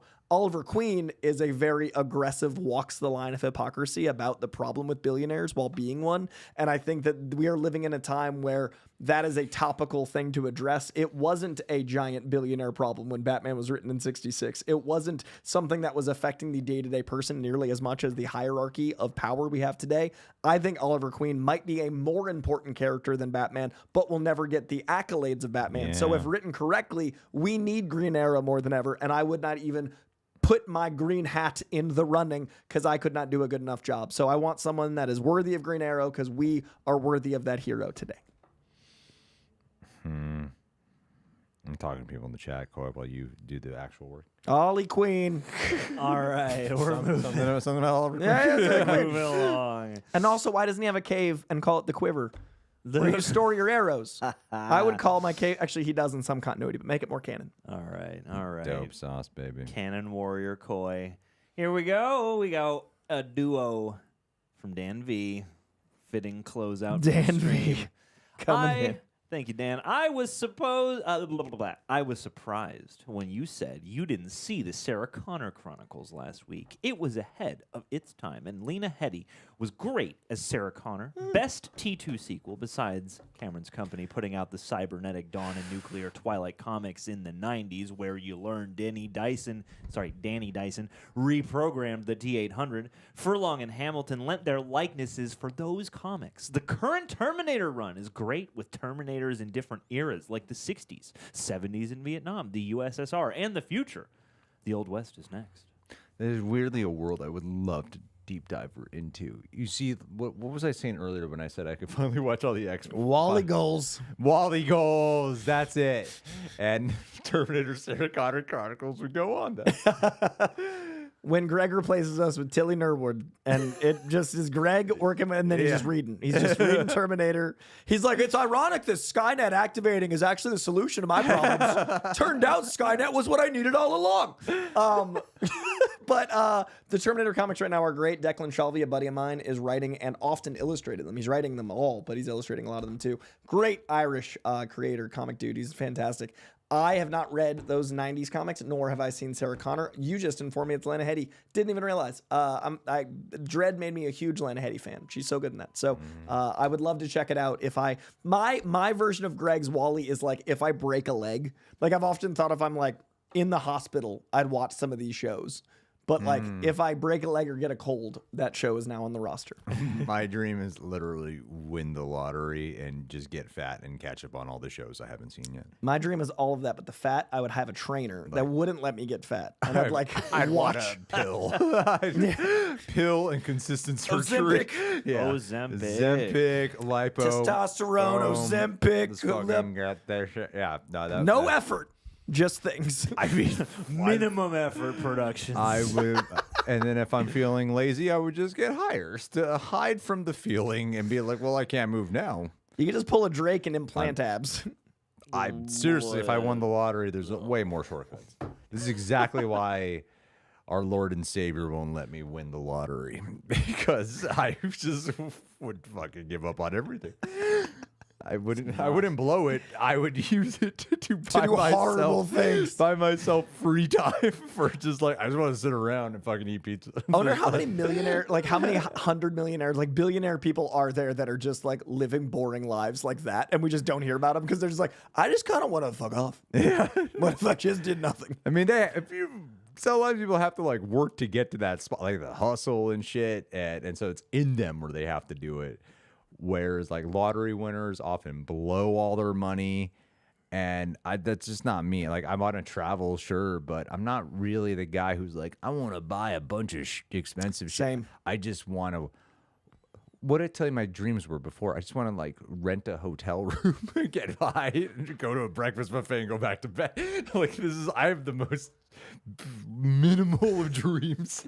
That's how you know that you've made it to a certain point, is when you can plan a vacation with a day, even just a day, to do nothing. Yeah. To veg. That's when you're climbing the ladder. I want to buy my time back. That's my big thing. Like I'd love to buy time. Olivia brought that up to me. She's like, when I went, that was the one benefit when I went to New York last and I had to bring all my own food because of the diet, is that I make it all about just fucking eating when I travel. It's less about sightseeing. It's more about what can I eat and lay it down. Oh, that's the stuff. That's all I care about, man. Bed, comfy, food, ample, vacation. When can I get stimulation like a theater show or something where it doesn't require much thought for me? You do effort. Me eat, sit, vacation. Like I'm probably like the most lazy, motivated guy you'll meet. I'm very just like, my desires are just to sit around, but I work my ass off. That's what I do. I think it's because you work your ass off. You're like, I think you do too much. We all do, but I think especially you're like, so I'm past broken. What does vacation look like? Oh, nothing? Okay. Yeah. Like there's no drive to do more drive. Yeah. I don't want to watch movies about people and feel emotions there, but do I want to interact? No.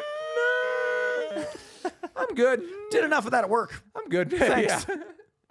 You need to unplug for long enough that you start to miss people.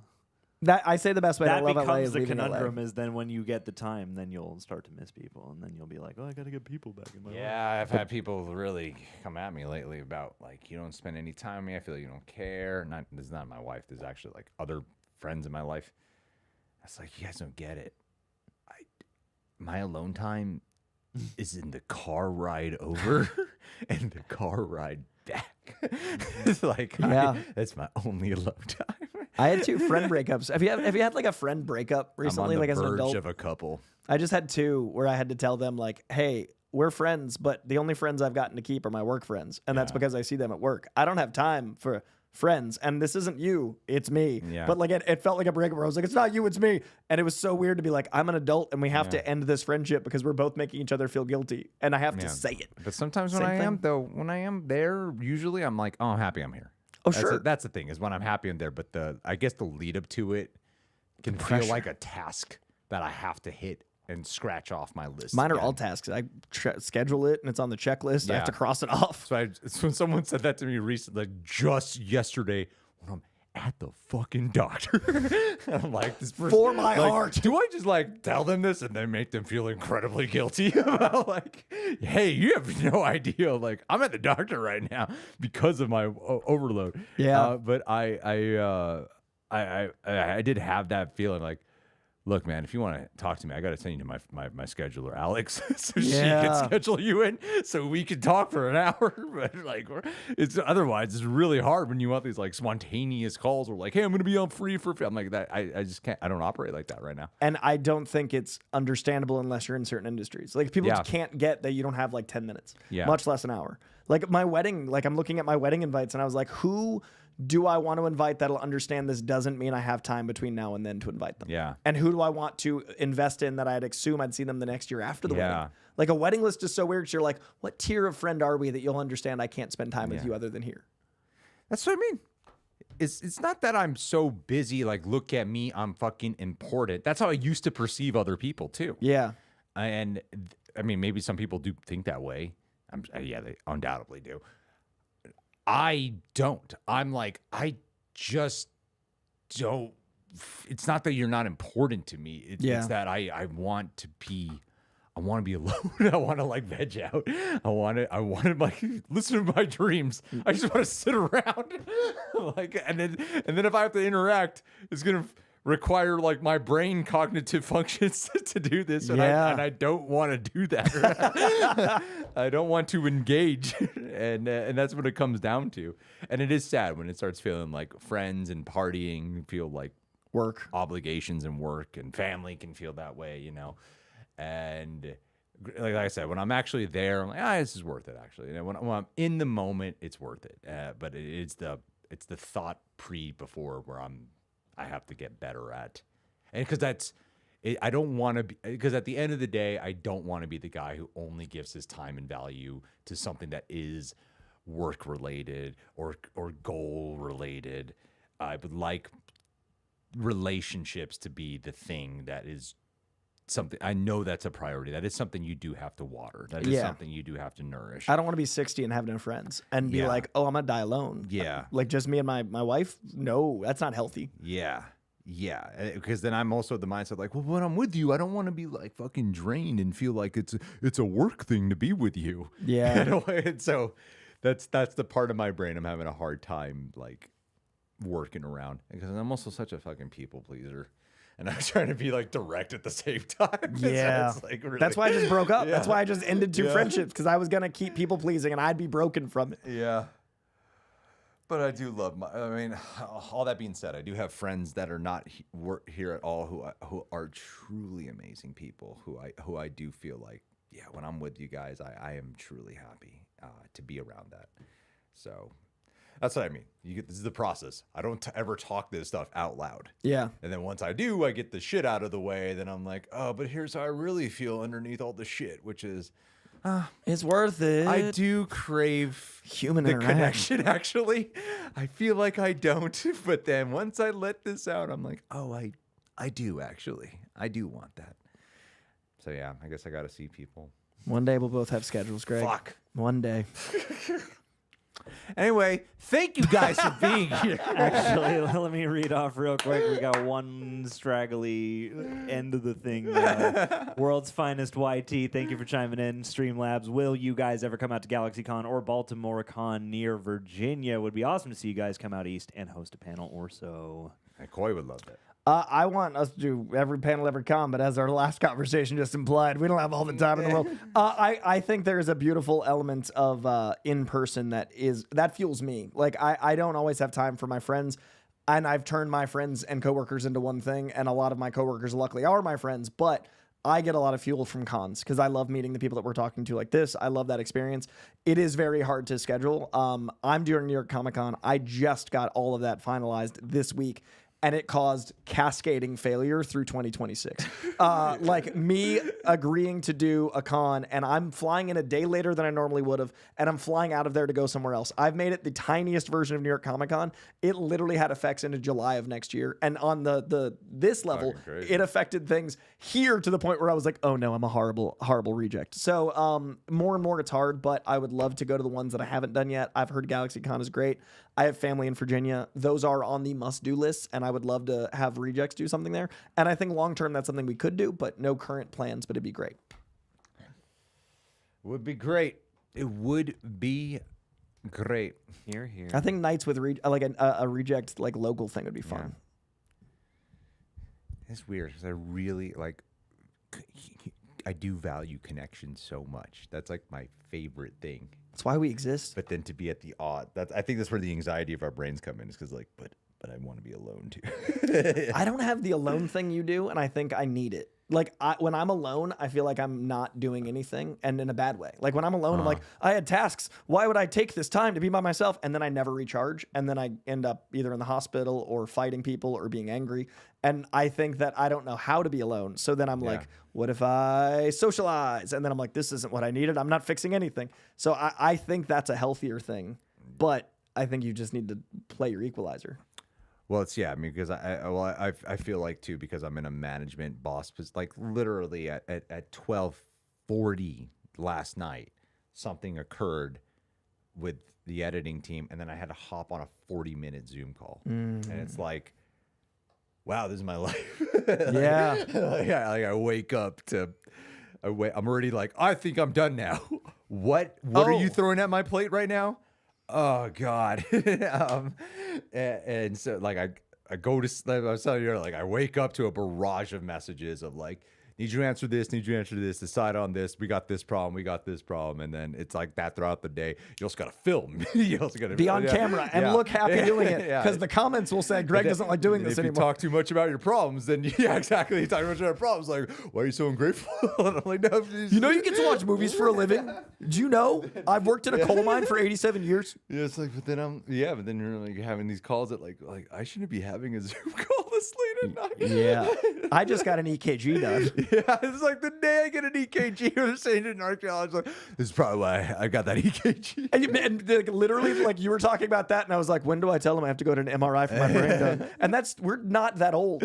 No, we're not. Like we're not at a place where it's like, oh no, I'm breaking from the inside. Just a little bit overload. Red 1-3, starring Coy and Greg as Samuel L. Jackson's character. A little bit of overload at the moment. But Morgan hey, Freeman. This is it. This is what I'm doing this live. Michael Caine. If we were pre-recording, it'd be like, did we cut this out? But no, it stays in. I'll stays, mother F words. Thank you guys so much for being here. Did we read all of them? We did. Okay, Coy, we have to stay. We gotta on go. track. I don't know why we're getting. This used to be 2 hours. We have to realize. Before I thought it was, because we got so many super chats. No, Now I'm realizing, you know what? We're the problem. It's just us. Like Taylor Swift said, I'm the problem. We're just- It's me. Fun is the enemy. Yeah. We start that. It's so true. Once you start having fun, Nope. becomes a fucking problem. Then you just stay having fun. Then all of a sudden you've made friends and connections and you're enjoying your life and time just seems to pass. And boy, oh boy, does that cause scheduling conflicts. That last 30 seconds is just my life. I'm gonna clip that. Play it every morning. Anytime I'm like, I'm running late, just send me that fucking clip. That All is right. usually what it comes down It to. really does. How dare time fly? How dare we? How have dare a good it? Time. But this was a good time still. It's the ironic part. It is really It's like we're funny. talking about all this shit, but I'm like, I had a great This time. was the doing best this. video I've- I haven't had a fucking great time. At one being point, here. I literally was like, I'm having such a good time, I don't know what to do next. And I was like, well, that's probably a bad thing for the show. That's the sad part. I think that's why we end up delaying. Yeah. It's because we're having a good time and we're like, no, that's why we're This was a Lord of the Rings length episode. It's because we were having because we're fun. enjoying ourselves. A mere 2 hours ago, Anthony Cletus made a cameo. Yeah. You know, Anthony it's been- Cletus. There's Anthony Cletus over there. Anthony Cletus. I'm part Earth X Red Hot Chili Peppers. That's chili with an O at the end. Last question for the stream. In Earth X, what American state are the Chili Peppers from? Oh, that's fun. They're from California with a K. California. California. Yeah. It's all Orange County. And the Dropkick Murphys are from Denver. Yes. Love it. All right, Coy, we got to film. We gotta go film some Batman more. Begins commentary. If you guys in, watch like, that video in the a week, next 10 fucking If you videos, see us we all gotta go. slap happy in Batman. All right. Thanks, All Reject right. Nation. Thank you guys for being here. Thank you so much. Appreciate it. Leave a Thanks like for all on the your way super out. chats. Woo. Watch his video with Chris Stuckman. Bye.